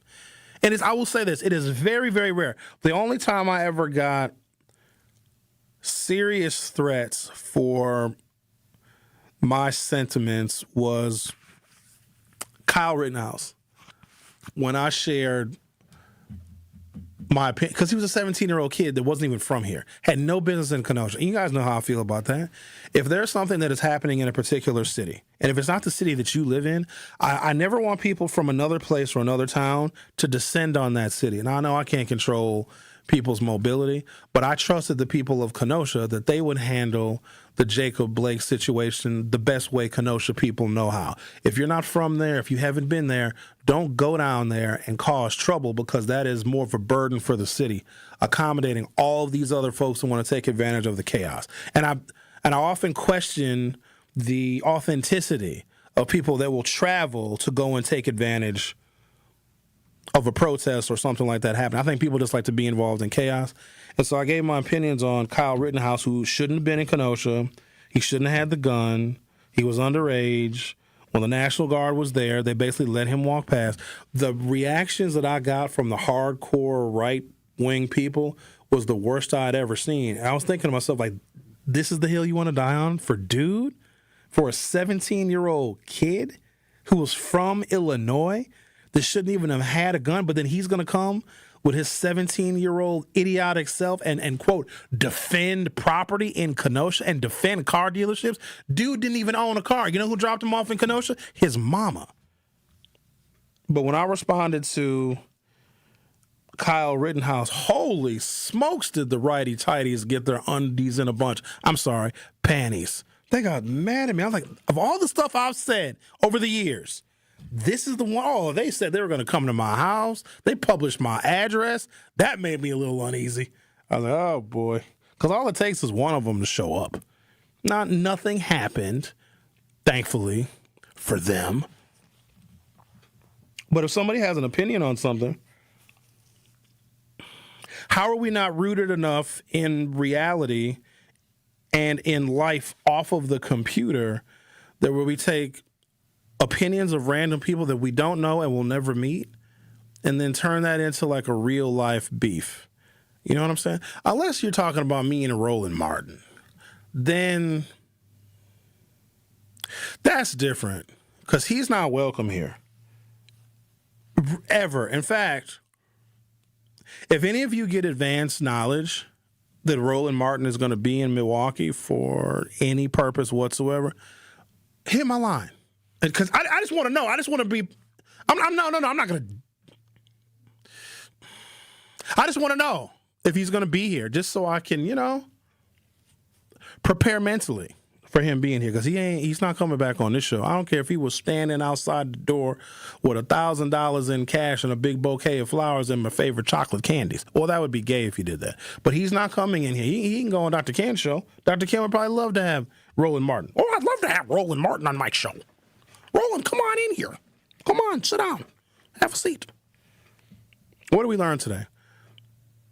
Donald Trump very well may have stolen the 2020 and 2024, 2016 and 2024 presidential elections, and Wisconsin has not yet improved its identity other than beer and cheese. Thank you for listening.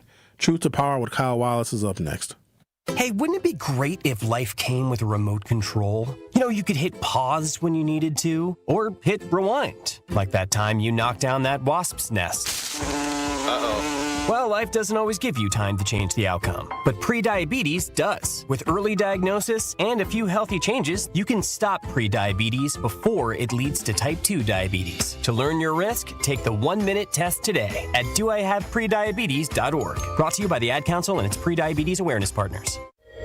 In 1987, the Bucks took on the world and changed basketball forever. At stake, basketball supremacy in the United States. Bucks versus the World, narrated by Charlie Behrens, is the new season of Behind the Bucks podcast, presented by Gallagher, your trusted insurance broker and HR and benefits consultant. It's the untold story of the 1987 McDonald's Open, when the Bucks became the first NBA team to face the Soviet Union. Listen now on Bucks.com/plus, the Bucks app, the ESPN Wisconsin app, and wherever you get podcasts. I slept in a lot of different rooms, different beds, but none of them really felt like mine.